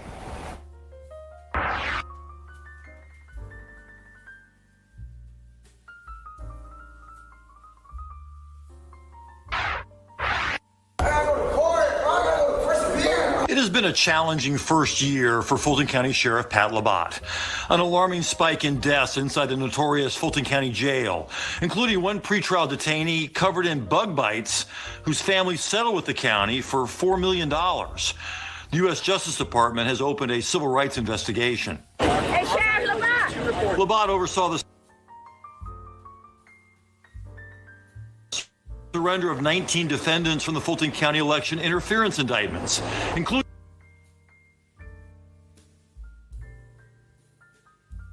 the former president of the. Now they're worrying about locking up the former president for election fraud, they say, which the man that supposedly be the president is the president.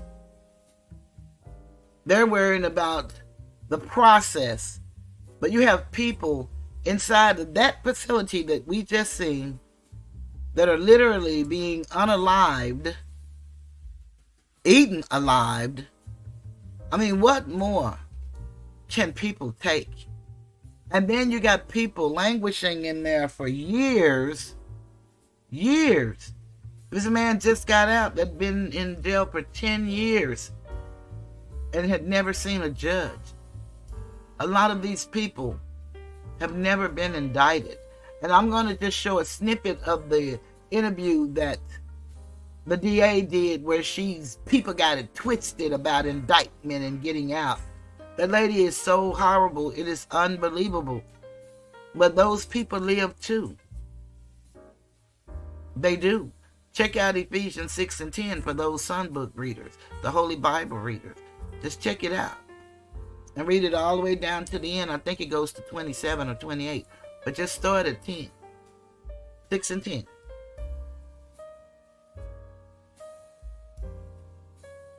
United States. The sheriff and his family received death threats after the indictments, but so far his strategy of overwhelming security presence has. And you notice how they always like to talk about the threats that they received, but these people went to jail for misdemeanors and hadn't even been seen, so we don't know if they were guilty or not, but they got the death sentence. Isn't that something? You get the threat of, they get the sentence, going to a jail, not a prison. By the way, I heard a story this morning that was sad. An inmate in a prison in Georgia got a hold to GUN, and I don't know if the person is unalived, but shot a person that works in the kitchen, a civilian, this morning. It's crazy. Has kept any serious troublemakers away. That I will support. That I will support. The Constitution of the United States. The Constitution of the United States. From the beginning, Labat's wife Jackie has been by his side. To my wife, I appreciate you being on this journey. Labat is now running for a second term in 2024. And according to his campaign disclosure statements, he's paying Alliance Business Management Consultants for help. $1,275 a month from July through December last year, bumped up to $2,500 a month this year. A company owned by his wife. If you're keeping score, that's more than $20,000 in 1 year, paid to the sheriff's wife for campaign management consulting. As required, the sheriff listed his wife's company on his most recent financial disclosure statement. But we still had questions. The biggest, why didn't he list her other companies? Starting in July 2019 until he took office in 2021, Labat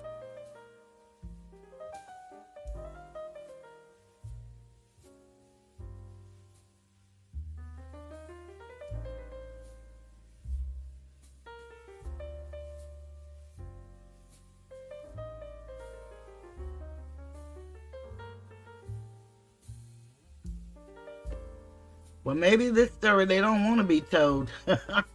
I don't know. Maybe it's my internet. I don't know. That's campaign paid Argus Property Management Group more than $47,000 for campaign consulting, transition team consulting, security, and transition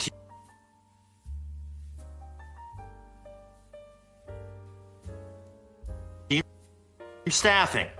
According to corporate records, Jacqueline Labat created Argus in 2017. It was dissolved earlier this year. Jackie Labat created a third company, Atlas Golf Tournaments and Events, in April 2022. 2 months later, the sheriff's campaign began paying Atlas what would be a total of more than $15,000 for consulting and administrative operations for his annual golf tournament at White Columns Country Club. According to campaign records reviewed by the Fox 5i team, Labat's campaign has paid his wife's three companies a total of more than $83,000. It's very concerning that this has happened. Anna Dennis with Common Cause Georgia wants to know why those other companies were never listed. This isn't just like free money that's just roaming around. Our elected officials, our public servants, our officers, they need to have a more ethical stance on how they are spending money that is coming into their campaigns. The sheriff declined our request for an on-camera interview, but released a written statement about those campaign payments to his wife. We are reviewing our filings to assess whether any amendments are needed, but it's no secret that she worked for the campaign and was compensated at a rate much less than the market rate for similar services. Jackie operates with the highest level of integrity and professionalism. My record speaks for itself, and my focus will remain on doing the job I was elected to do. I definitely think that, folks would be curious to know what is that being spent on and what type of consulting is actually happening. In his statement, Sheriff Labat said his wife does a variety of things for his campaign, including managing his calendar, designing and approving his campaign literature, and writing speeches for particular audiences. We've got his complete statement up on our website. There's usually an ethics commission, right, that looks at all of this. So what has it said about all of this? I checked with them. They said that, yes, this information should have been disclosed. They were going to monitor our investigation and, quote, act or investigate accordingly. So it sounds like there could be more on the story later on. It's at least got their attention. All right. Randy, thanks so much. Okay.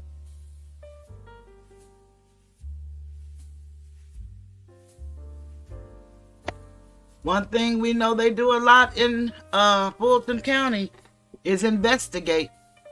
There are no results that stems from the investigation, but they certainly investigate, they say.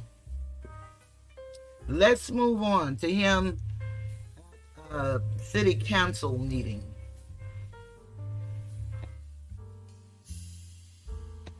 I'm sorry, it's at a commissioner's meeting.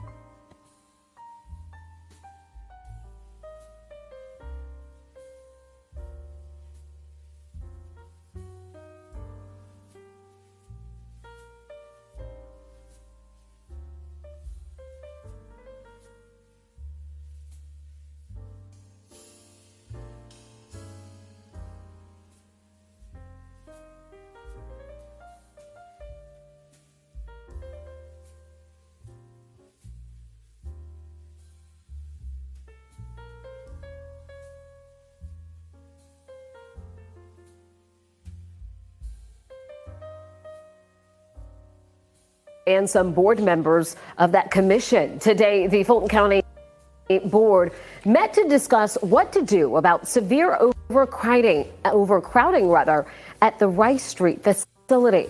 Options on the table include sending detainees to facilities outside of Fulton County, even outside the state of Georgia. But it's costly, about $3.5 million a month. And this afternoon, we watched as the stress of the situation boiled over between Sheriff Patrick Labat and Commissioner Bob Ellis. I'm going to finish my remarks. No, you're not going to sit here and disrespect. Okay, no. I've been disrespected. Sheriff. Commissioner Ellis used his time on the floor to say the board needs to have additional notice of what could be done with emergency funding before the sheriff appears before them to ask for it, saying the sheriff hasn't made the best financial decisions in the past with Fulton County funding. Secondly, I want to say this. This is about the third time that the sheriff's office has come down here, not giving us information ahead of time to ask us for a boatload of money with limited detail. The sheriff responded, saying the commissioner is completely inaccurate.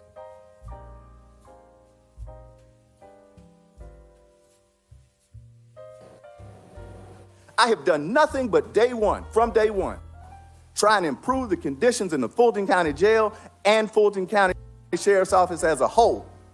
Understand this.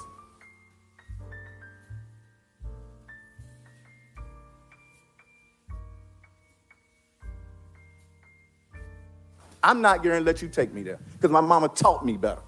But you're telling not the truth. You know it like I know it.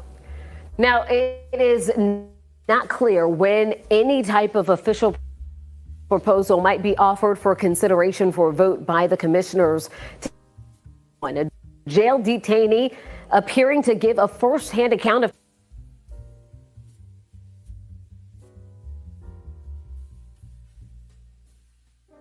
conditions at the jail during today's meeting as well. If you'd like to get caught up, you can look for this story on 11alive.com. We have included that detainee's presentation inside this story.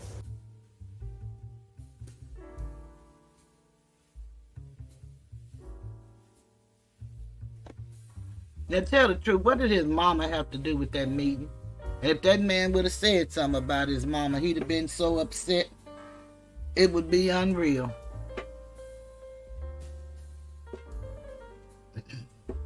But I would venture to say I don't know what his mama taught him, because the way he's mismanaging that money, she didn't teach him budgeting. And she really could have taught him that, because my mama was a very good budgeter and I'm not. So I just don't think your mama got nothing to do with none of this stuff when you're talking business. It's just, one woman's opinion. Let's see where we want to go next. Okay, I want you all to hear the unprofessionalism of a DA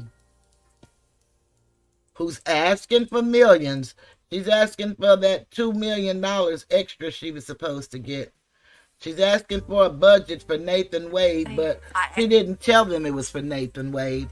And the lady that we're going to see in the camera with the red glasses on, she actually had cost the city, the county of Fulton, $1.2 million for actually harassing a man, and they actually paid it. So that meant she was found guilty of it, but the DA did not prosecute her. But yet she will even allow the men that's in the Young Thug trial a bond.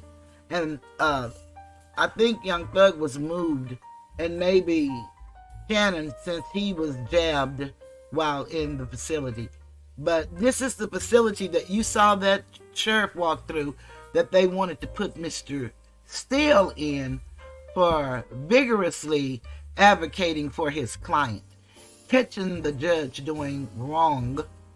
And the judge, instead of acknowledging the wrong of the ex parte conversation, the one-sided conversation, he wants to know who told him, and he doesn't have to give him that information unless he hold a hearing, and they're all under oath, which the judge would become, he would actually become a witness, and they don't want to be a witness.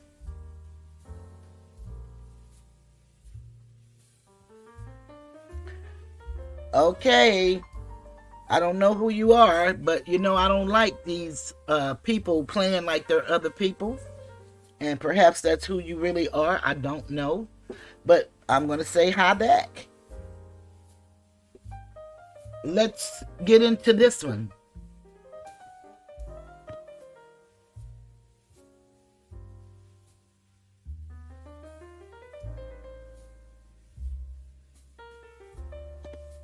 Glad you're here, whoever you are. Make sure you hit the like button.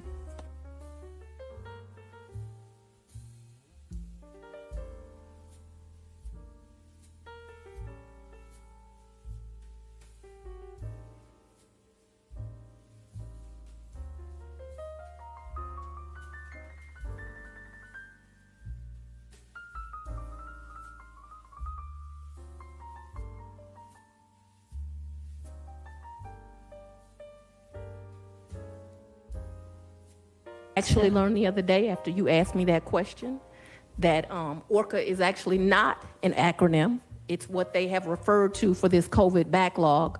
ORCA, and I can't make this up, is a big whale. I guess they thought because this is a big problem, they would call it that. I didn't make it up, but we need those funds. Okay. Okay. And so, Mr. County Manager, Madam CFO and COO, can you speak to this funding? And what is the situation with this $2.46 million that the DA is saying she was supposed to receive? Is she going to receive it? Is there a, I mean, explain if you can, please. And I would ask you to ask another question if respectfully. Yes, ma'am. I'd ask that the chart that was sent by your representatives at those rates and those positions, if we are actually going to get that, or if we're going to keep going through this song and dance. I don't know of a chart, so you're going to have to tell us about that, because I don't know about a chart. I haven't received. Has anyone on this board received a chart of positions or something? I'm sure they're aware of the chart. Is there a chart, Mr. County Manager, that she's talking about that you can share with us? I'm not sure exactly what chart she's referring to, but as we presented today, the budget for the court backlog reduction is now at 75 million versus 61. So it is fully allocated in terms of the resources that we have from the American Rescue Act. So now, I guess from a does she get it, I'll turn to Sharon, but now the process is that it's fully funded, the positions are allocated, and she has the ability to hire. But let me defer to Sharon. Is this the sheet that you're speaking of that's coming? Yes, Vice Chair Hall, that is the chart. These are the positions. Those were the rates of pay we were told. That was agreed upon. As you see, it is in writing, and I just want to make sure that it is honored because I did 2 transactions and already there were problems. So who told you that this was approved? Because I don't see, I'm looking for the county manager, the chief financial officer, and the COO at least to be on here, and Hakeem, our director of finance, but I don't see any of them on here.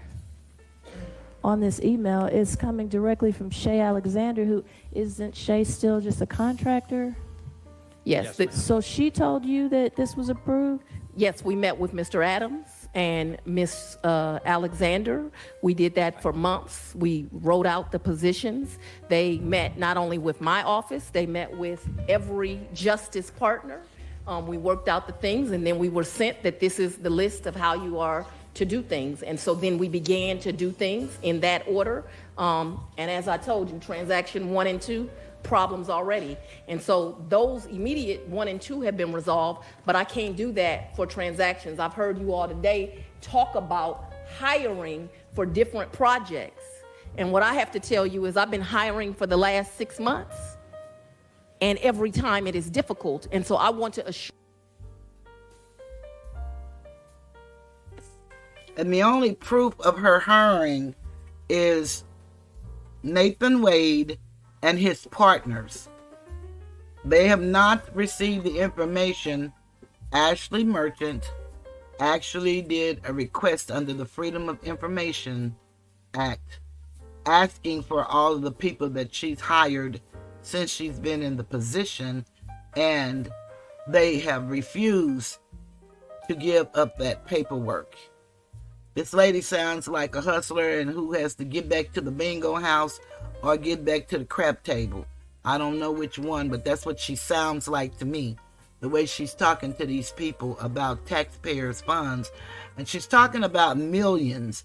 And when she said they met with all the judiciary partners, that's the superior judges, the judge that's over bug trial and all of the judges. That's the county clerk. It's the sheriff and herself. And these people were given $75 million in addition to their budgets and other grants for other projects. But again, they go and she's talking about the salaries and the individuals and all of that. But once they get the money, they decide, oh no, we're not going to use it for that. And then the commissioners that all sit there say that they can't question them about their budget because they're constitutional officers and they get to do what they want. Well, the Constitution doesn't even work like that. You don't get to do what you want. You get the freedom to be free and not harm others, but you don't get to do what you want. So just listen, y'all. Sure that what we said was going to be done is going to be done the way it was outlined for us. Mr. County Manager, did you know about this document that was given to the DA and said it was approved? Yes, ma'am. We met with the DA and discussed it with her recently. I think it was Friday. Okay, and so it was approved then? Well, fundamentally what the disconnect, I guess, if you will, was Shay, and don't let me speak for you, where did Alton go? But Shay and Alton were working with all the justice partners to outline the plan for court backlog reduction. When this document was put together, to the best of my knowledge, and you can look at this and somewhat surmise this, these salaries are rounded numbers, 75,000, 53,000, 80,000. They are not precise numbers. So as the DA went forward to hire based on this, which was essentially a consultant working document from Shay Alexander, as it so happened, the first two that went forward did not have a good coordination with HR, and an offer was made to two people that's slightly above the authorized salary grade, the higher limit of the salary grade. So we did have to get together and either do one of two things, change the offer letter back to the lower number, which I don't remember, Ken, exactly what the number was, but let's say $15 less. It was an absurdly small number, or change the position title to a higher title. And that was the decision that we collectively made. And so are you currently working on moving forward with completing this list of hires? Yes. So, and let me ask Sharon to speak to the plan that we gave to the DA that I think will facilitate not only better working, but elimination of any miscues. Thank you, Mr. Manager. Vice Chair Hall, the one thing that we, after the meeting with the district attorney, we have the HR staff reviewing the list to validate that the grades and the salary ranges all are in line with what our grades and salary ranges are, and that we don't have any more issues relative to that process. We've also shared with the DA from a procedures perspective, the time frame and the timeline for offers to be made, to make sure that the offer letter itself is reviewed by HR to ensure that it has all the correct language, since these are going to be time-limited positions, and that the title and the grade and the salary on the letter all agree to what's in the list. And so there were a few, I think, Look at her body language. Is that not Miss Love in the courtroom every day with all of that moving? We can't see her facial expressions right now, but we will be able to. But the looks that she's making and the gestures and the way she's standing, and just ridiculous. I know you can't tell it from just that little angle, but you can see her moving, rocking back and forth, turning around, looking. You can see that.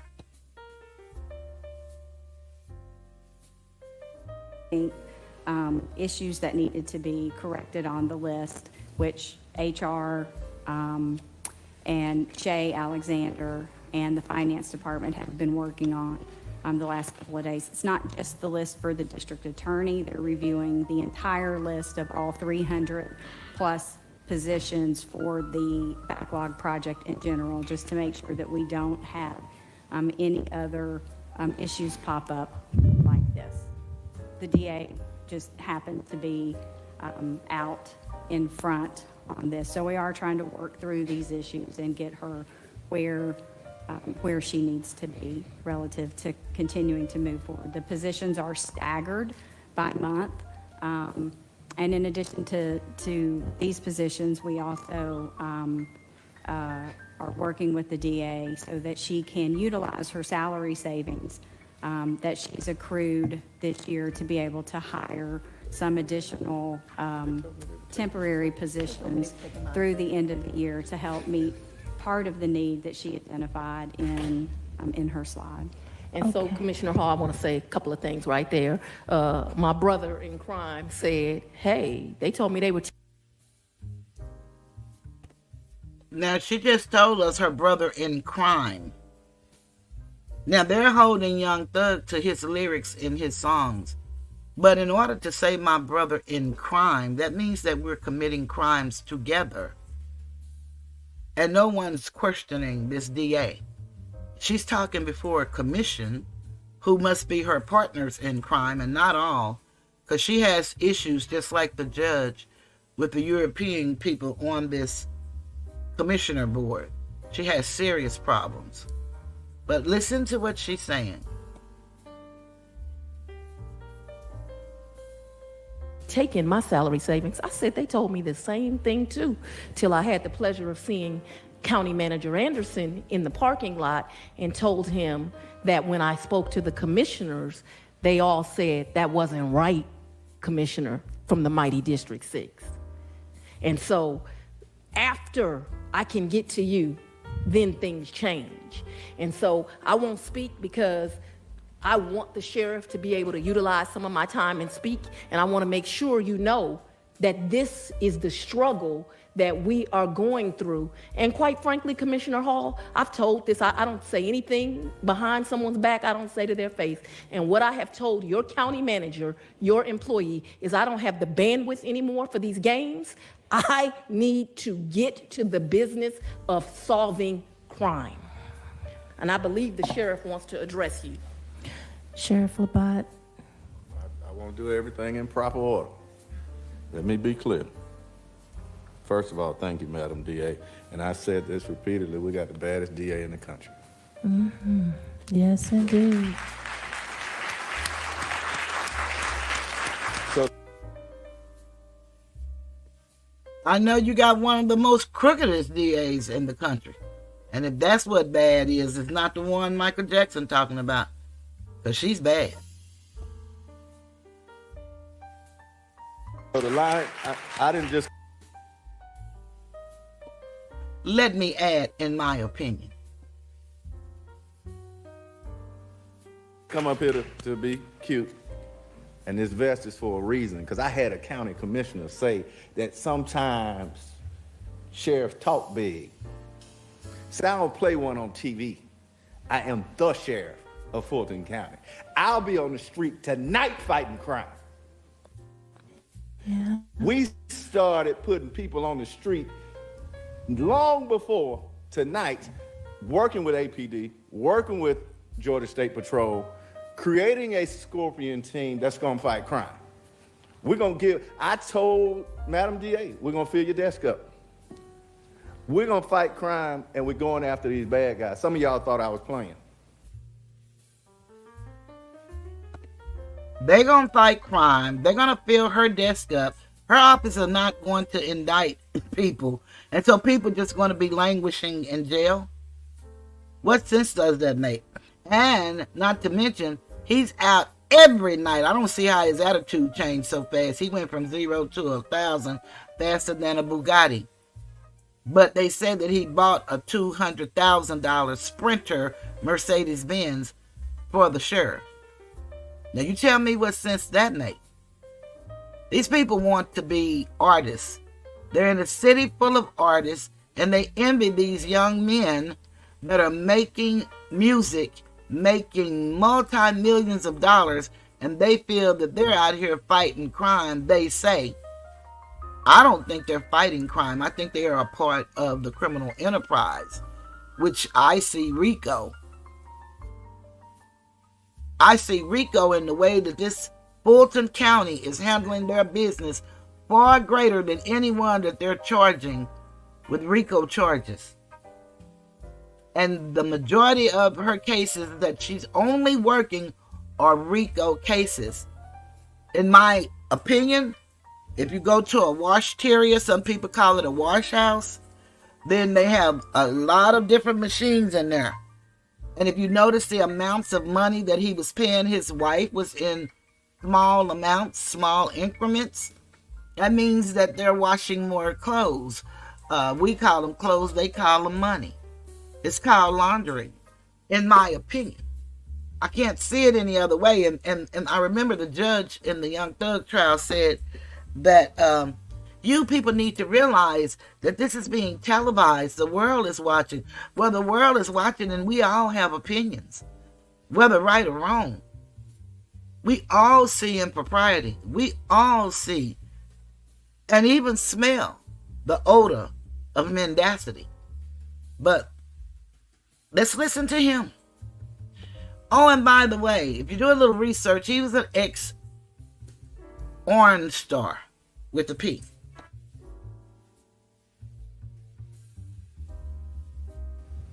I don't have a fancy PowerPoint. I will ask for permission to be on the next board meeting. Can y'all put that in whatever the 28-day cycle is? Because when I first started, I said I learned that I had to be 40 days ahead of the conversation to even come speak to y'all.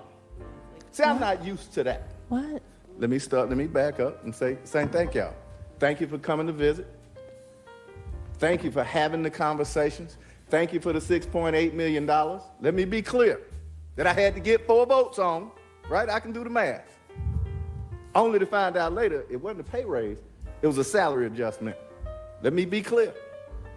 We are underpaid and overworked. I had 15 people in the last 30 days leave the Fulton County Jail as detention officers to go work somewhere else. I text you every time I see Sandy Springs offering $7,000 to come work for us and a $3,000 relocation fee. Cobb County offering $5,000 and a $2,000 relocation fee. It's a tough time to be in law enforcement. Wow. But each and every one of you call me when you're going up Bankhead Highway and it's nothing but ATVs blocking the street. But I can't get a Bearcat. After I go through the process, Mr. Davis, thank you, I appreciate that, of playing you all's games in finance, because that's all they are. Everybody wants to move the goalpost when we get to the end. It ain't your money. It's been approved here, and I'm going to spend it accordingly. And the next time, Ms. Whitmore, and I've sent you emails, and I appreciate you responding. Eventually, and let me be clear, when I sign my name as the sheriff, which one of y'all, when you sign something on your staff, write a check, Ms. Whitmore and her team rejects? Because we just haven't done it that way. He gonna spend his money by putting it into his campaign and paying his wife, because it ain't y'all money. Well, it ain't his money either. When he had an opportunity to hire detention officers, once he got the millions, he decided to get a Sprinter and whatever else he has. This is sad, y'all. And it's happening throughout America. This is why people are being unalived in these facilities. People are not being processed in these facilities.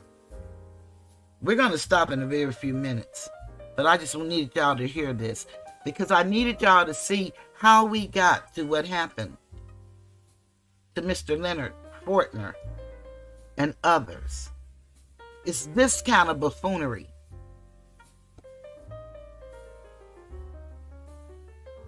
When I work a deal to get a Bearcat so that I don't have an MRAP breakdown on Georgia 400 on the way to a SWAT call where a guy has been charged with killing 28 people. Ends up killing himself. My MRAP sitting on the side of the road. But I put a plan together, following the rules. Mr. County Manager, I appreciate it. We have a relationship. That's what this county's not used to. We talk 2-3 times a week. Right. We talk, and I appreciate that. But what we have is a bad culture. Terrible. And we need to figure out how to fix it. When I signed something, I was elected to do it. I'm going to manage my budget, I promise you. But don't tell me that these salary savings I can't use to do other things proactively. When I've heard for 2 years, I ran for 2 years, and what you heard was the sheriff just didn't really come to the board. He didn't talk. I would encourage you to understand this, and this is not you all's fault. Let me be clear. Because as I've churned and overturned Plymouth Rock, what I found is the rock landed on you. You didn't land on Plymouth Rock. And so what you were getting was bad information. And so when I come to you and tell you that I got a K-9 unit, that in the middle of a search, the unit goes bad, we got to borrow one from Clayton County because it doesn't have air conditioning. My dogs deserve better. When I tell you, and again, thank you, I appreciate the conversations around the jail. And I appreciate the passion in which the county commission has said to the city, we got to do better. And we will. And we absolutely will. But let me tell you about the equipment. I ordered rifles the SWAT team hadn't had in years. And somewhere along the process, be it my folks, be it finance, we ordered $90,000 worth of rifles, the best equipment you can get. Oh, I'm sorry. Somebody in finance said we had to send the sights out for the rifle. Let me put that in. You look through a sight to make sure you can hit the target down range. But because of our processes, 30 days later, the sights are approved. And guess what? They're approved by the same vendor. We have a flawed culture. It is time we fix it. And if you don't believe we're out here fighting crime, come meet me in Metropolitan tonight. Right? You don't believe we're out here fighting crime, meet me out at Fulton Industrial. We put the necessary resources in place, but it's like pulling teeth. It is absolutely. Why didn't he say meet me on Cleveland Avenue where they claim all of the rotten people are?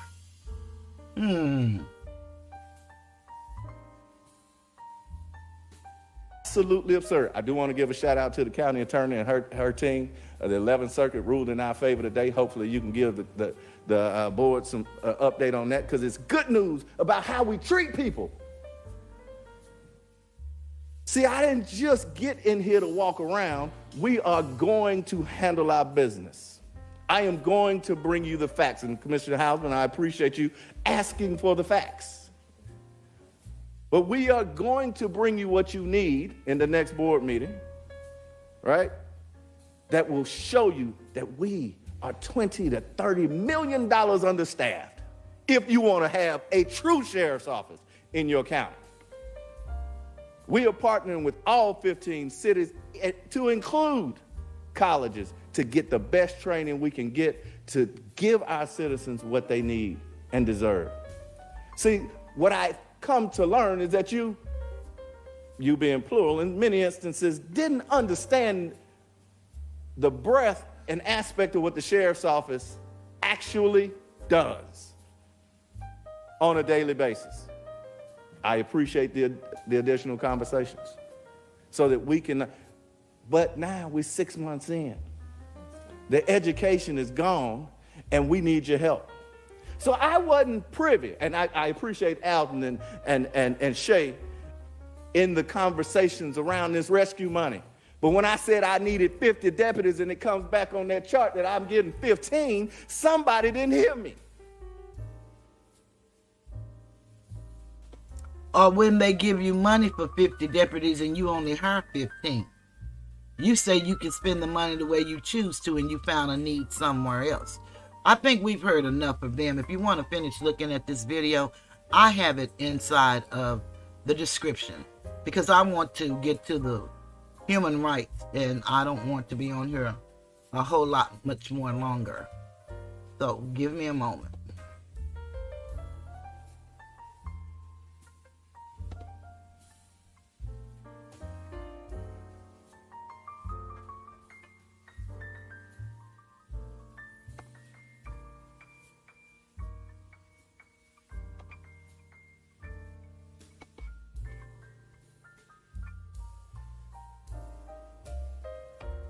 Some of you may remember this video is the one, I just want y'all to hear the beginning of this, where she calls an actual person on the commission ignorant.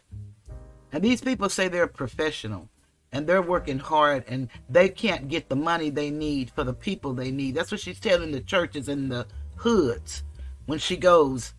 And don't think those preachers aren't getting their tithes, as they call them. I call them kickbacks. And it's just my personal opinion. Because nothing is changing in the community. She had an opportunity to have a facility for the children to help prevent gangs. She abolished the program. She got grants for the children. She wanted to misspend the money on computers and swag so she could promote herself. All of these people in office seem to have people that looks at their social media to see how well they're doing. They're hiring people to style them in their clothing. The sheriff hired his wife, and they've been married for however long. And I understand why she got reelected. Name recognition goes a long way. You see, it's called Stockholm Syndrome. Your abuser can abuse you, and you will fall more and more in love with your abuser because you don't know no other way out. There was a young man been arrested 100 times, and he said, the reason being because it's the only life he knows. And he go right back to that life. He doesn't believe he can do anything different. He doesn't have pride.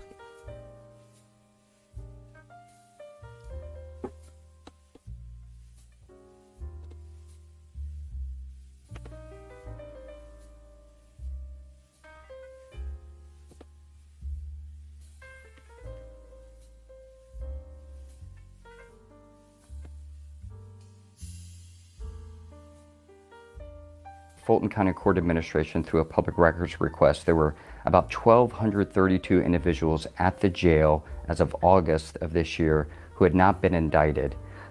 Commissioner Ellis just 2 days ago talked about the unindicted at the jail, and he referenced 521 inmates at the jail that have been there more than 90 days who are unindicted. 60 of them have been there more than a year. And he said, quote, "If that's not pretty disturbing data, I don't know what is."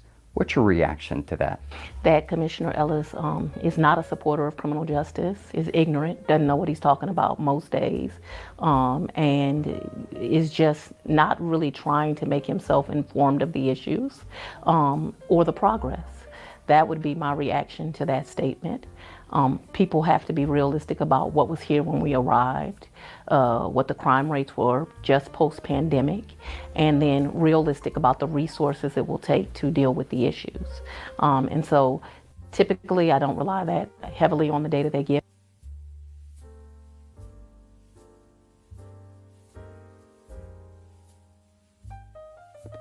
She worked in the office 16 years before she came back as DA. She only left for 3 years so that she could run for DA, because you had to be practicing within 3 years of running for DA. And all that singing she does, as if she's really talking with some sense, it's so nerve-wracking. I do get data from the clerk, as you have done, to make sure that we're always accurate on what the data is, how we're moving forward, and what the progress is. But that would be my general reaction. I hope we're going to talk about it in more detail, though. So what is the accurate number? It's according to the court administration, it's 1,200. So the last time that I looked at the data, it was right around 1,200 for unindicted defendants in jail.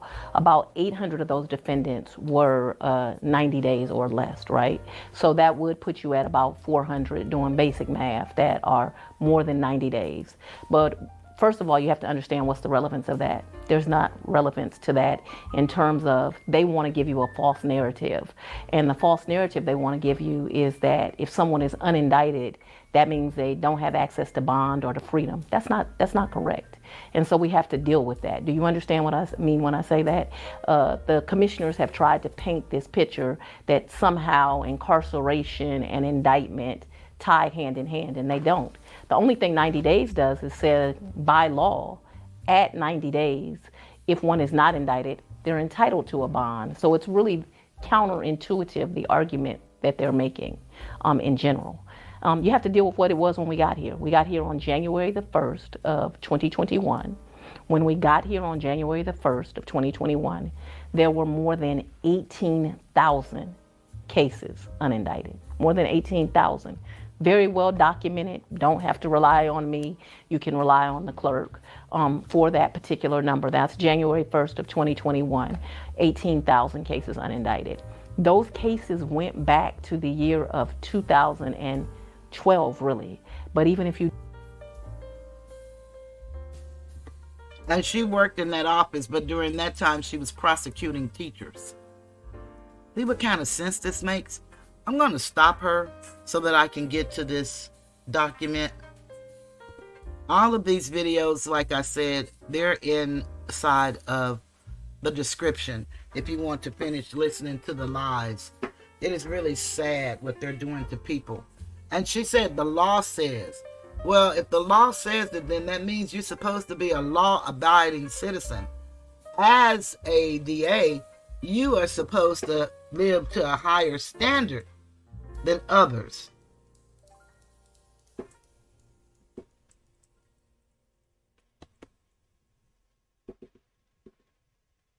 But it's not happening here. Not with these people. So let me see here. Let me pull up my document that I really need y'all to know about. And like I said, I have the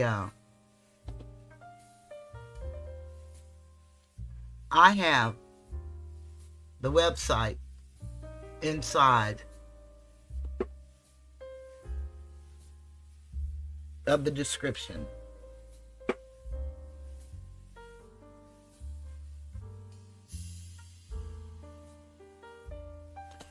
Many of us are not aware of this document, but it is real and has been around for years. This is the United Nations. The Universal Declaration of Human Rights.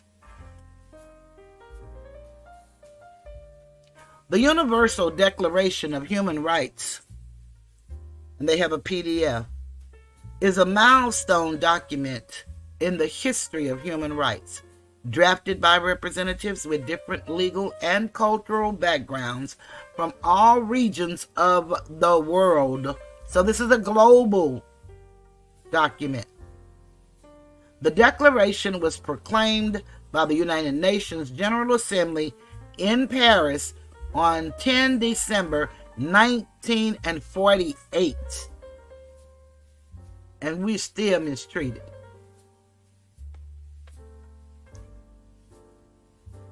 General Assembly Resolution 217A as a common standard of achievements for all peoples and all nations. It sets out for the first time fundamental human rights to be universally protected, and it has been translated into over 500 languages, and it's in English, and we know nothing about it, the majority of us. I'm not saying all, I'm only talking about the majority, the masses. The UDHR is widely recognized as having inspired and paved the way for the adoption of more than 70 human rights treaties. And did we know that there were human rights treaties? Remember, the treaties and the Constitution are the supreme laws of the land, applied today on a permanent basis at global and regional levels, all containing references to it in their preambles.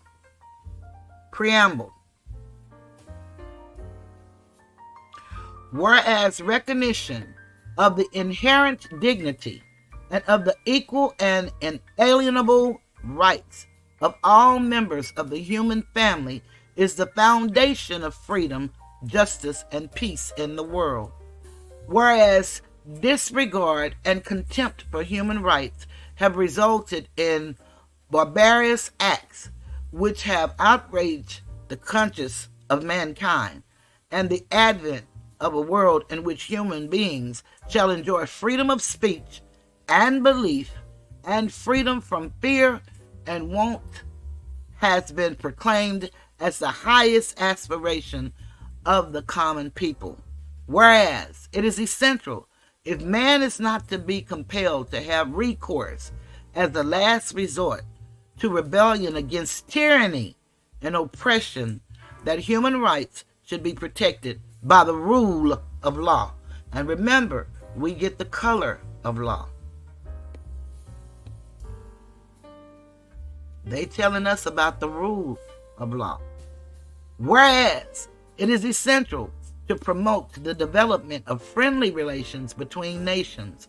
Whereas the peoples of the United Nations have in the Charter affirmed their faith in fundamental human rights, in the dignity and worth of the human person, and in the equal rights of men and women, and have determined to promote social progress and better standards of life and larger freedom.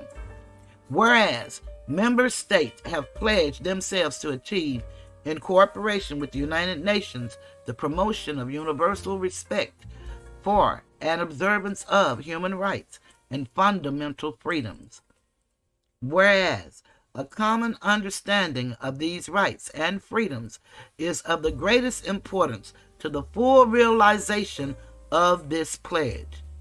Now, therefore, the General Assembly proclaims the Universal Declaration of Human Rights as a common standard of achievement for all peoples and all nations, to the end that every individual and every organ of society, keeping this declaration constantly in mind, shall strive by teaching and education to promote respect for these rights and freedoms, and by progressive measures, national and international, to secure their universal and effective recognition and observance both among the peoples of member states themselves and among the peoples of territories under their jurisdiction. And jurisdiction is a word that I oftentimes ask you to familiarize yourself with. We really are in a human crisis, believe it or not. And we really, really, really need to get involved in what we don't know. Because life is changing, and it's changing without us. Whether we believe that or not, we're living it. Article 1. All human beings are born free and equal in dignity and rights. And remember, it says all human beings. For the majority of our existence, since colonization, we were not considered human beings, we were considered property. But we are human beings. They are endowed with reason and conscience and should act towards one another in the spirit of brotherhood. Article 2. Everyone is entitled to all the rights and freedoms set forth in this declaration, without distinction of any kind, such as race, color, sex, language, religion, political or other opinion, national or social origin, property, birth, or other status. Furthermore, no distinction shall be made on the basis of the political, jurisdictional, or international status of the country or territory to which a person belongs, whether it be independent trust, non-self-governing, or under any other limitation of sovereignty. Article 3. Everyone has the right to life, liberty, and security of person. Article 4. No one shall be held in slavery or servitude. Slavery and the slave trade shall be prohibited in all their forms. Do we believe that that's true when now everybody is publicly talking about the human trafficking and the sex trafficking that's going on amongst our children? Young boys and girls alike, women coming up missing, even men. Article 5. No one should be subjected to torture or to cruel, inhumane, or degrading treatment or punishment. What do you think those people are getting in these jails that are not up to par? Article 6. Everyone has the right to recognition everywhere as a person before the law. Article 7. All are equal before the law and are entitled without any discrimination to equal protection of the law. All are entitled to equal protection against any discrimination in violation of this declaration and against any incitement to such discrimination. Article 8. Everyone has the right to an effective remedy by the competent national tribunals for acts violating the fundamental rights granted him by the Constitution or by law. And so what that means is the tribunals would be any court setting. Article 9. No one shall be subjected to arbitrary arrest, detention, or exile. Do we believe that? Article 10. Everyone is entitled in full equality to a fair and public hearing by an independent and impartial tribunal. Do we see that happening in the courts that now we're getting to see on YouTube and television?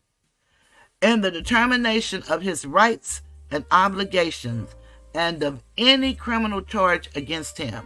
And the judge thought he was going to charge Mr. Steele with the criminal charge, but say that he has no rights?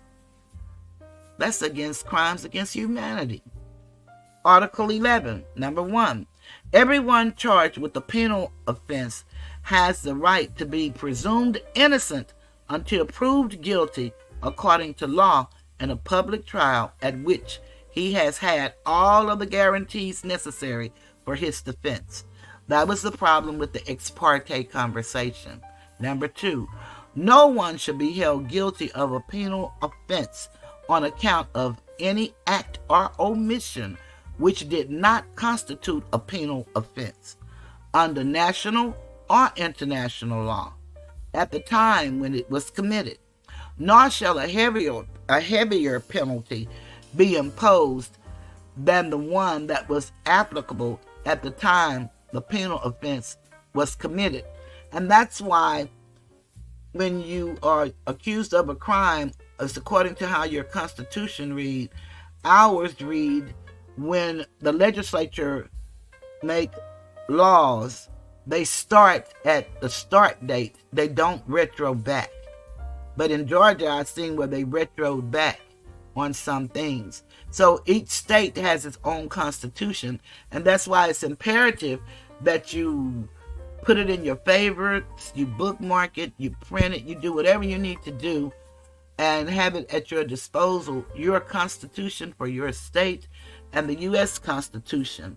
The rules of civil procedure, the rules of federal procedure, the rules of penal procedure, as criminal procedure, federal and state, and the rules of evidence, and then the rules of appellate dealings.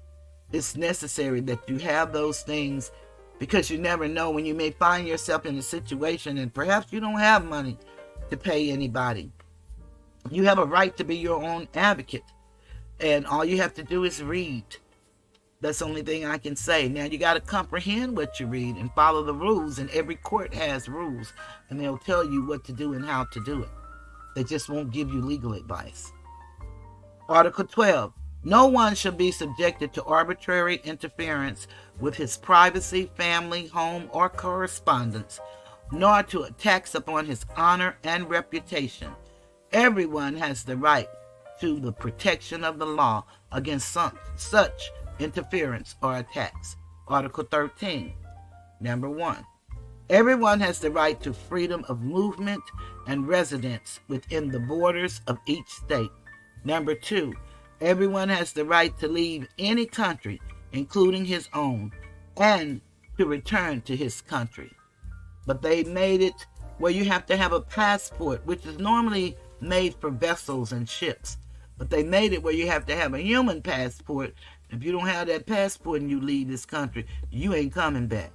Article 14, number 1. Everyone has the right to seek and to enjoy in other countries asylum from prosecution. Number 2. And they have treaties that countries go into where they have asylum in some places, but in most places they have extradition treaties where they will send you back. Number 2. The right may not be invoked in the case of prosecutions genuinely arising from non-political crimes or from acts contrary to the purposes and principles of the United Nations. Number 15. 1. Everyone has the right to a nationality, and we're the only group of people that don't know our nationality, which we're Asiatic, but we can't get each other to even agree, because the way everything has been introduced, and with the people that are on the dark side as well as the light side, and we've been sold a hill of beans and been called a many of things, and we don't know who we are. So we don't know to research for ourselves and make ourselves a part of the human family. We want to keep calling ourselves all of these social constructs that keeps us out of the human family and keeps us in the condition in which we're in. That's one woman's opinion. Number 2, no one shall be arbitrarily deprived of his nationality or denied the right to change his nationality. Article 16. Number 1, men and women of full age without any limitation due to race, nationality, or religion have the right to marry and to found a family. They are entitled to equal rights as to marriage, during marriage, and at its dissolution. Number 2, marriage shall be entered into only with the free and full consent of the intending spouses. Number 3, the family is the natural and fundamental group unit of society and is entitled to protection by society and the state. And that's where the attack is on the family. Look how many of our young men that are producing years and our young women that are childbearing that don't have mates. And a lot of it is because the very condition in which we live. The attorney said it in the press conference. When you're in a condition and your environment puts you to where you feel that you're in the jungle, then you hunt like you're in the jungle because you don't have opportunity. Article 17. Number 1, everyone has the right to own property alone as well as in association with others. The saying used to be, if you're not a man if you don't own land. And I don't know, many of us don't own anything. Number 2, no one shall be arbitrarily deprived of his property. And that's without just compensation, because the government has what they call eminent domain. And if they want to take it, they will, but they should give you just compensation, which that's in the Constitution of the United States. Article 18, everyone has the right to freedom of thought, conscience, and religion. This right includes freedom to change his religion or belief, and freedom either alone or in community with others, and in the public or private, to manifest his religion or belief in teaching, practice, worship, and observance. They don't want that in this country. You better not say that you're not. You're going to be an atheist and everybody is going to ostracize you. They don't want to have nothing to do with you. Article 19. Everyone has the right to freedom of opinion and expression.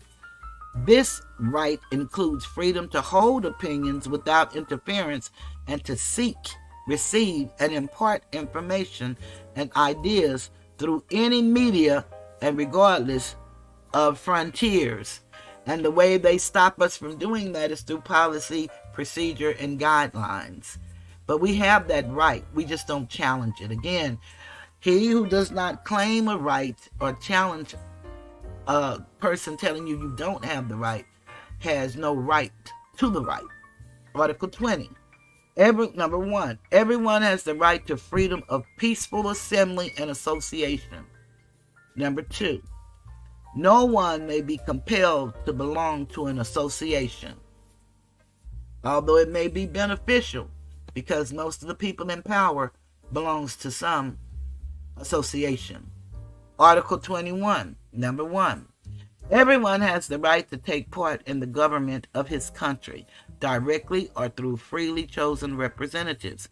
Number 2, everyone has the right of equal access to public service in his country. Number 3, the will of the people shall be the basis of the authority of government.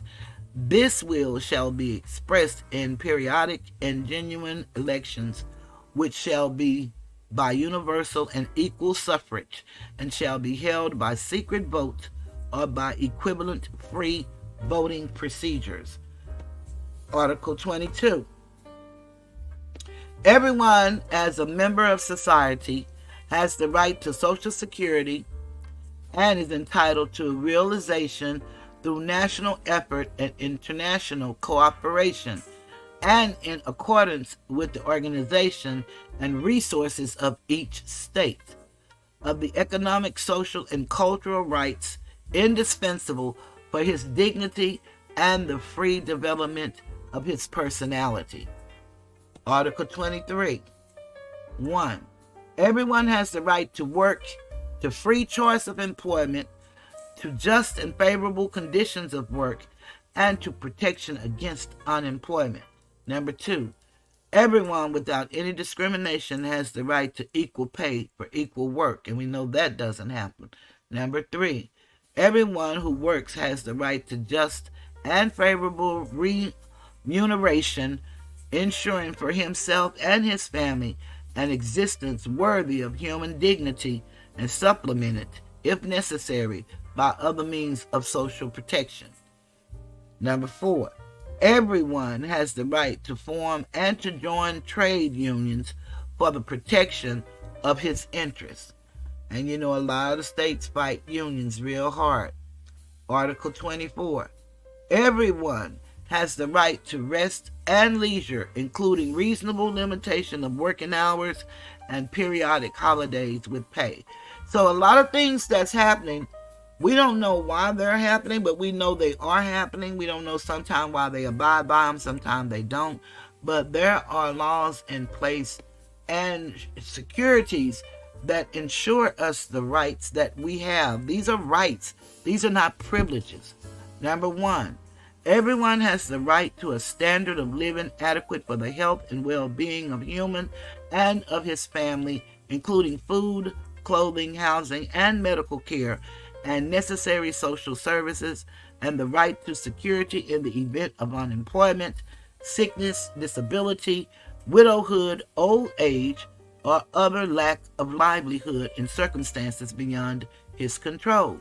Number 2, motherhood and childhood are entitled to special care and assistance.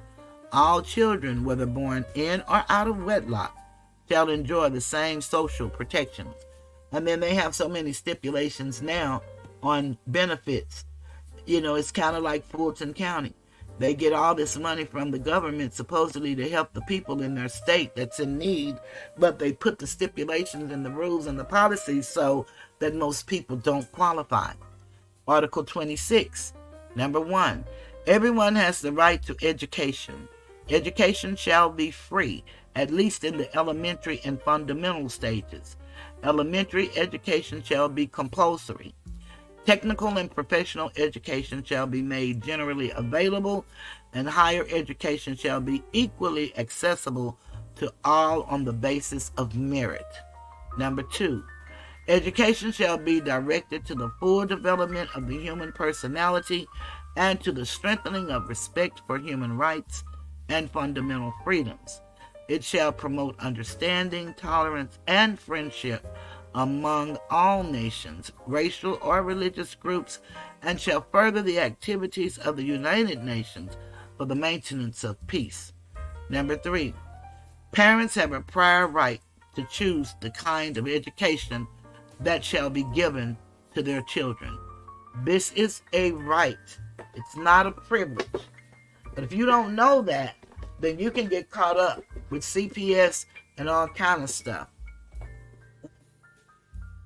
But if you're not going to let them go to school, at least you should be teaching them, because you don't want to handicap them. You want them to become productive adults.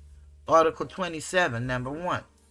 Everyone has the right freely to participate in the cultural life of the community, to enjoy the arts, and to share in scientific advancement and its benefits. Number 2, everyone has the right to the protection of the moral and material interests resulting from any scientific, literary, or artistic production of which he is the author. And that's that copyright. That's where those laws come from. Article 28. Everyone is entitled to a social and international order in which the rights and freedoms set forth in this declaration can be fully realized. Number 29. Number 1. Everyone has duties to the community in which alone the free and full development of his personality is possible. Number 2. In the exercise of his rights and freedoms, everyone shall be subject only to such limitations as are determined by law, solely for the purpose of securing due recognition and respect for the rights and freedoms of others, and of meeting the just requirements of morality, public order, and the general welfare in a democratic society. Number 3, these rights and freedoms may in no case be exercised contrary to the purpose and principles of the United Nations. And Article 30, which is the last article,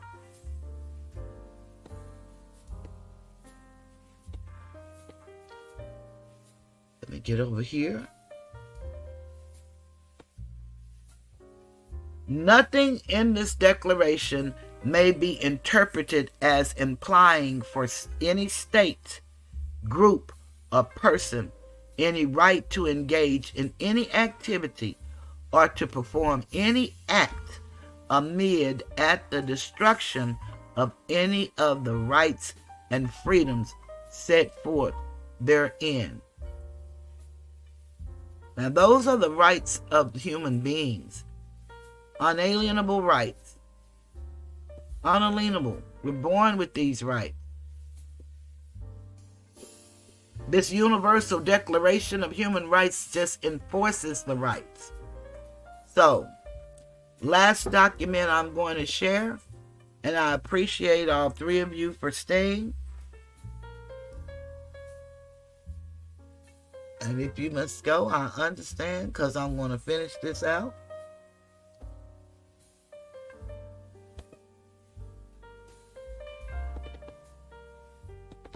Let me see how I'm going to do this. There's some kind of way I did it yesterday. I don't know how I did it. There it is right there. And let me make it a little big so we can kind of see it.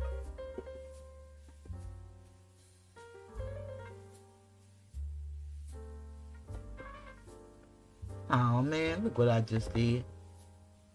I took it away.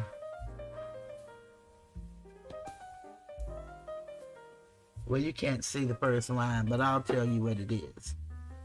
It is the Constitution of the United States.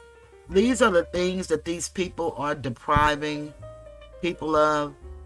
What the judge deprived Mr. Steele of, what he's depriving Mr. Williams, Mr. Stillwell, Mr. Kendrick, Mr. Ryan, and I think it's another young man, I don't know his name, how they're doing Mr. Copeland, how they did DK, Mr. Bean, the young lady. It's just unbelievable. But these are rights that are also guaranteed by the Constitution for the United States. And they are the 5th, the 6th, the 8th, and the 14th Amendments guarantees us these rights. The 5th Amendment guarantees the right to a jury trial when charged with a crime, protection against double jeopardy, protection against self-incrimination, the right to a fair trial, and protection against the taking of property by the government without compensation. Number 6, the 6th Amendment guarantees the rights of criminal defendants, including the right to a public trial without necessary delay. That's, speedy trial. And just imagine you being in there. This young man, Mr. Leonard, went in January and was still there in April. That's 4 months. And then to be unalived is just unimaginable. My heart goes out to the family. The right to a lawyer, the right to an impartial jury, and the right to know who your accusers are and the nature of the charges and evidence against you. I have that so big I had to go and look on the other screen to see that. The 8th Amendment guarantees excessive bail. So when they give you the $1 million bills, you're not supposed to get those kind of bills.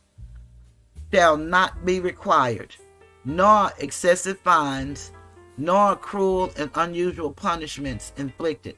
Oh, I made this over because I saw some mistakes that I had made. Number 14th Amendment. The 14th Amendment guarantees no state shall make or enforce any law which shall abridge the privileges or immunities of citizens of the United States, nor shall any state deprive any person of life, liberty, or property without due process of law, nor deny to any person within its jurisdiction the equal protection of the laws. We really have these rights. And again, he who does not claim a right or enforce a right don't have a right. And it's just that simple. So upon ending, I just want to say to everybody, thank you very much for coming and for staying. Let's honor Mr. Leonard, and if it's anything you can do or you feel compelled to do, then look inside the description. There are the organizations you can get in touch with. You never know. Maybe you may be just a voice on the phone. You may be a letter writer. You may just be whatever you can be. But if we don't stand for something, we'll fall for anything. And chances are that we may find ourselves, maybe not in this very same situation, but in one that is as devastating as this situation. So I want to celebrate with pride the Fortner family and Mr. Leonard Fortner. And I didn't even know that this had happened to a family here in Texas, in DeSoto, Texas, right up the street from Oak Cliff. So I'm going to make myself as available as I can if I do nothing but sound the alarm on YouTube. And it may only be 3 and 4 and 5 people in here today, but sometimes other people look at my videos and numbers come, and people may watch a few minutes. They may watch it all in intervals. I don't see what people watch for hours, but it doesn't matter as long as it's available to the people. And that's what I will do, keep being available to the people. So until we meet again on Wednesday night at 8:30 p.m., I want to say thank you to everybody. Happy Father's Day to all the fathers, the uncles, the brothers, the mentors, the coaches, those who do not have children, but you have influenced the lives of children in a positive way. I want to say thank you. Thank you. Thank you. You are so needed. We need your input. We need the way you think, because we know that men are from Mars and women are from Venus, and we kind of think totally different, yet we think alike. The way we function and operate are different. And so a child needs balance, really needs both, especially to be able to maneuver through society. When I look at what's happening to those young men in Atlanta, I see that as a modern day strange fruit event. And in case you don't know what strange fruit is, just look up Billie Holiday and listen to the song. That's what I see that as, and the world is laughing and everybody's making money, and that's a beautiful thing. But those young men seriously need help. A lot of those young men, and I know a lot of people don't like Dr. Umar, but I do. Matter of fact, I sent him Father's Day this morning, and he sent me back a text thanking me. And I appreciate that. Everybody I sent one to pretty much has responded with a thank you. But I really mean it. I believe these men are great men and are needed, even when they fall short. But we have to remember, a lot of our sons, they have criminalized being a boy. And so a lot of things they do not have, or things that they have, were put in the community for destruction. And we know that now by the studies. I've read some of the studies, the drugs that they plant in the community, the weapons they put in the community, then taking away the men, putting them out the home, criminalizing mothers, calling us welfare moms, and making it a problem where here we just heard human rights. That's what society is supposed to do. Everybody want to talk politics, but most people don't know it. So they talk emotional and politics. They don't have a concept of what they're talking about. Most people don't want to be responsible. So they don't want to know truth. Because you think as an adult, but I guarantee you you're wrong. You can't be held responsible for something you didn't know. That may be true as a child. You know, Paul said, when I was a child, I spake as a child. But when I became a man, I put away childish things. And I got about the business of living, and that's added by me. So you're responsible at the age that you can acknowledge right from wrong. You're responsible for the decisions that you make. And trust me, when you find yourself in situations that don't seem too good, it's a decision you made or failed to make. Because not acting is acting within itself. But it's not in a positive way for you. I really would love to have real conversations with real men and women that are hurting. You don't have to spew your business online, but just talk about real issues to see the enemy that's in me and the enemy, that system, quiet weapons, silent weapons for quiet wars that keep us at enmity with each other. when we should be forging an alliance and working together and teaching our children. They really are our future. I believe that. And look at what type of future we're going to have. Our girls are more disrespectful than the boys. People are fighting their parents, unaliving them in our communities. It is unbelievable. Babies are having babies. It's unbelievable. Babies are street walking, doing drugs. Some by force. Some they think it's by choice, but anytime you are a child, it is definitely force. We really need to have real conversations. You know, your household might be perfect. It may be going well, but you know people that are hurting. The biggest thing is you don't know how to help them, because you can't help anybody who does not want to help themselves. And I find most people don't want to help themselves because they don't want to take responsibility for themselves. Everybody can't wait to get grown until they get grown. Then they want to be a kid again. And everybody has to come to their rescue. Sometimes I feel like that. Overwhelmed with bills. Everything is going up as far as price, but salaries and benefits. A lot of people are getting cut off of benefits for one policy or another. We're living in bad times, and people love to say perilous times. The times have always been perilous that we know of. I don't know of a time when it was just, ooh, it's beautiful for me. I've been truly blessed to have some great jobs. I really have. And thank goodness that I was able to have the knowledge and the skills and the wherewithal to pursue it, to make it manifest. So with all of this being said, we want to honor Mr. Leonard. His mother said he was brilliant. He was a writer. He served others. He loved people. She's an educator and a counselor. Can you imagine how many children's lives she, touched and changed? The father worked in the auto industry for 40 years.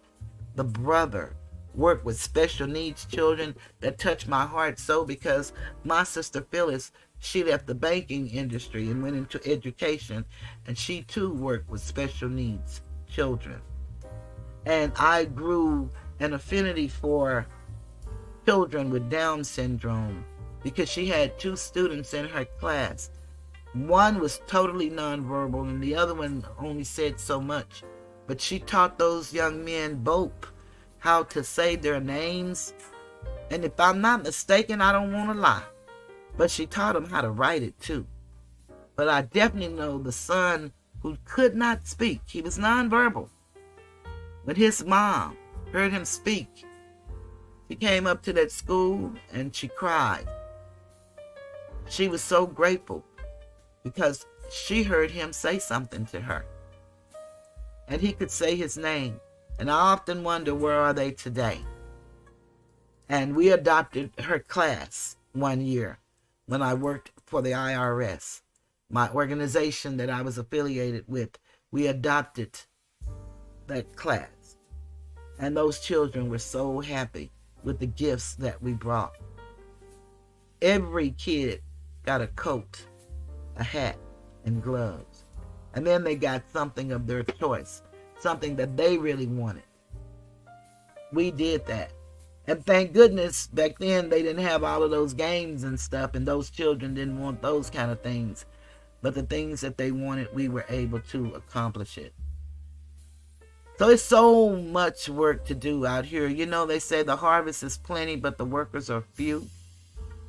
And in every organization, in every walk of life, you're only going to have a few worker bees. You may be that worker bee. Be proud of what you do and give yourself a standing ovation. You can give the glory to God or whomever you choose to, but give yourself.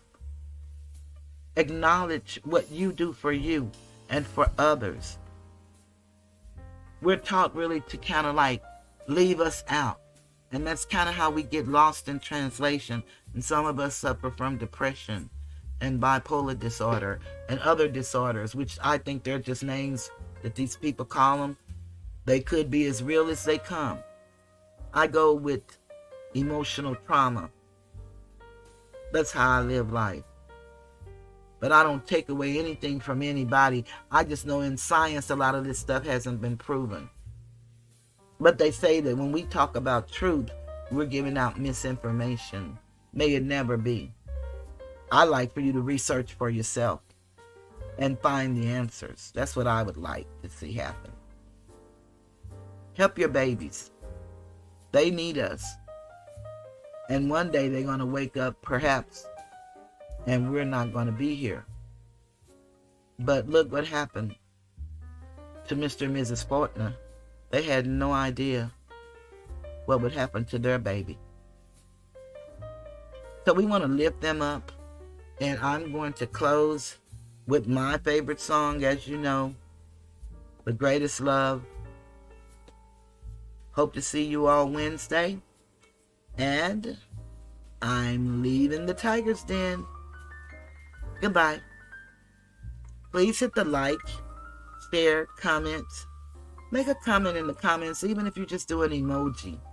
It kind of helps YouTube know that somebody really is interested and I'm not just wasting their time, because they make money off of us. And they don't really invest in you if nobody else will invest in you.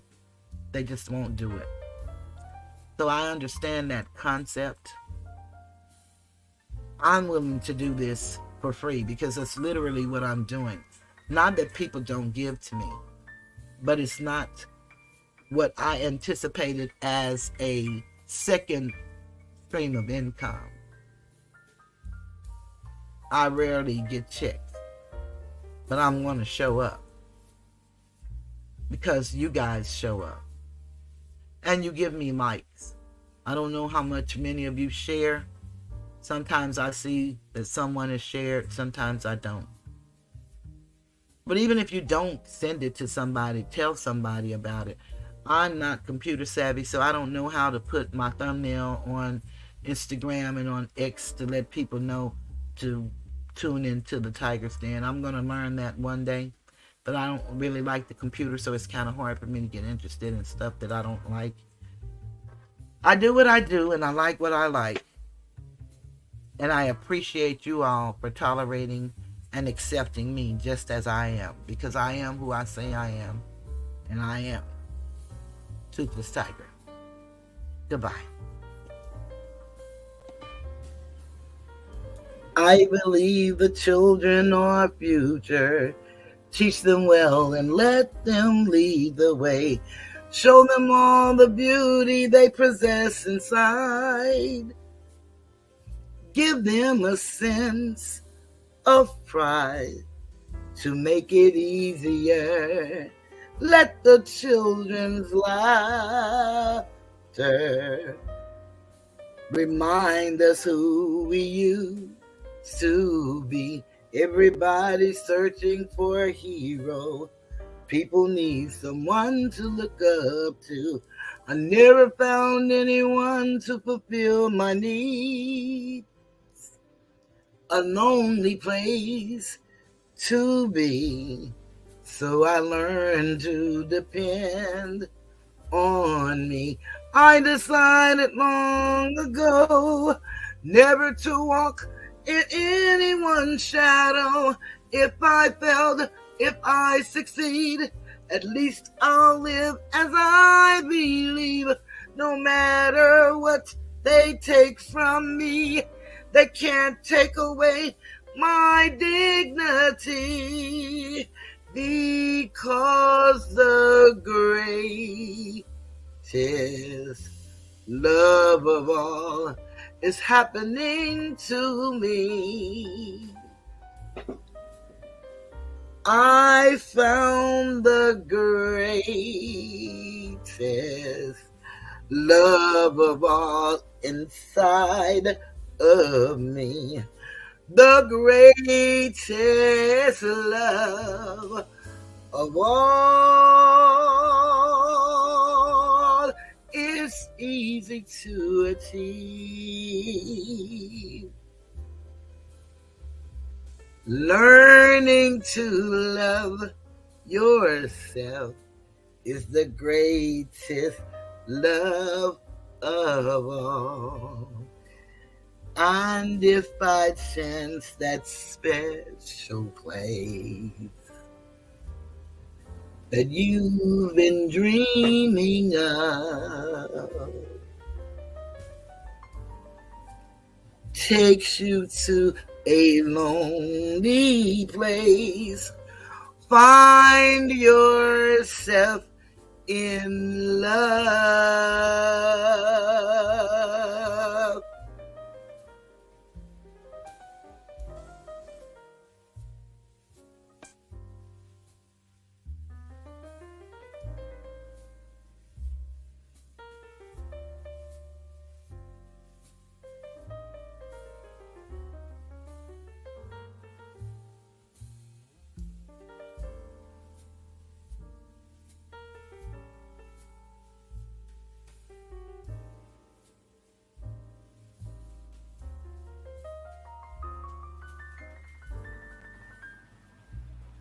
In a mother's love, you will find everything. Everything's alright. To a mother's love, you are bound. You can rest on sacred ground. In a mother's love, you are free to dream because she sees what you can be.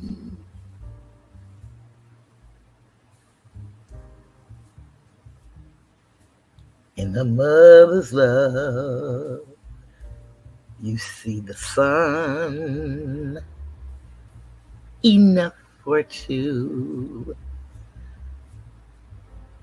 but you're one. In a mother's love, you can feel when something hurts. You can heal.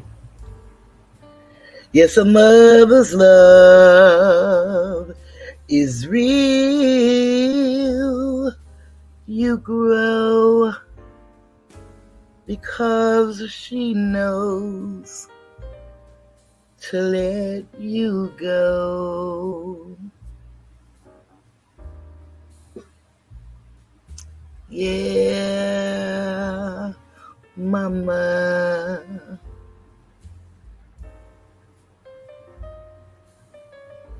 Mama, mama, mama.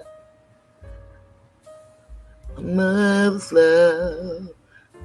Mother's love. Yeah. All right. A mother's love. And a mother's love never lies. She believes that you can fly with all of her might. A mother's love. Yay, mama.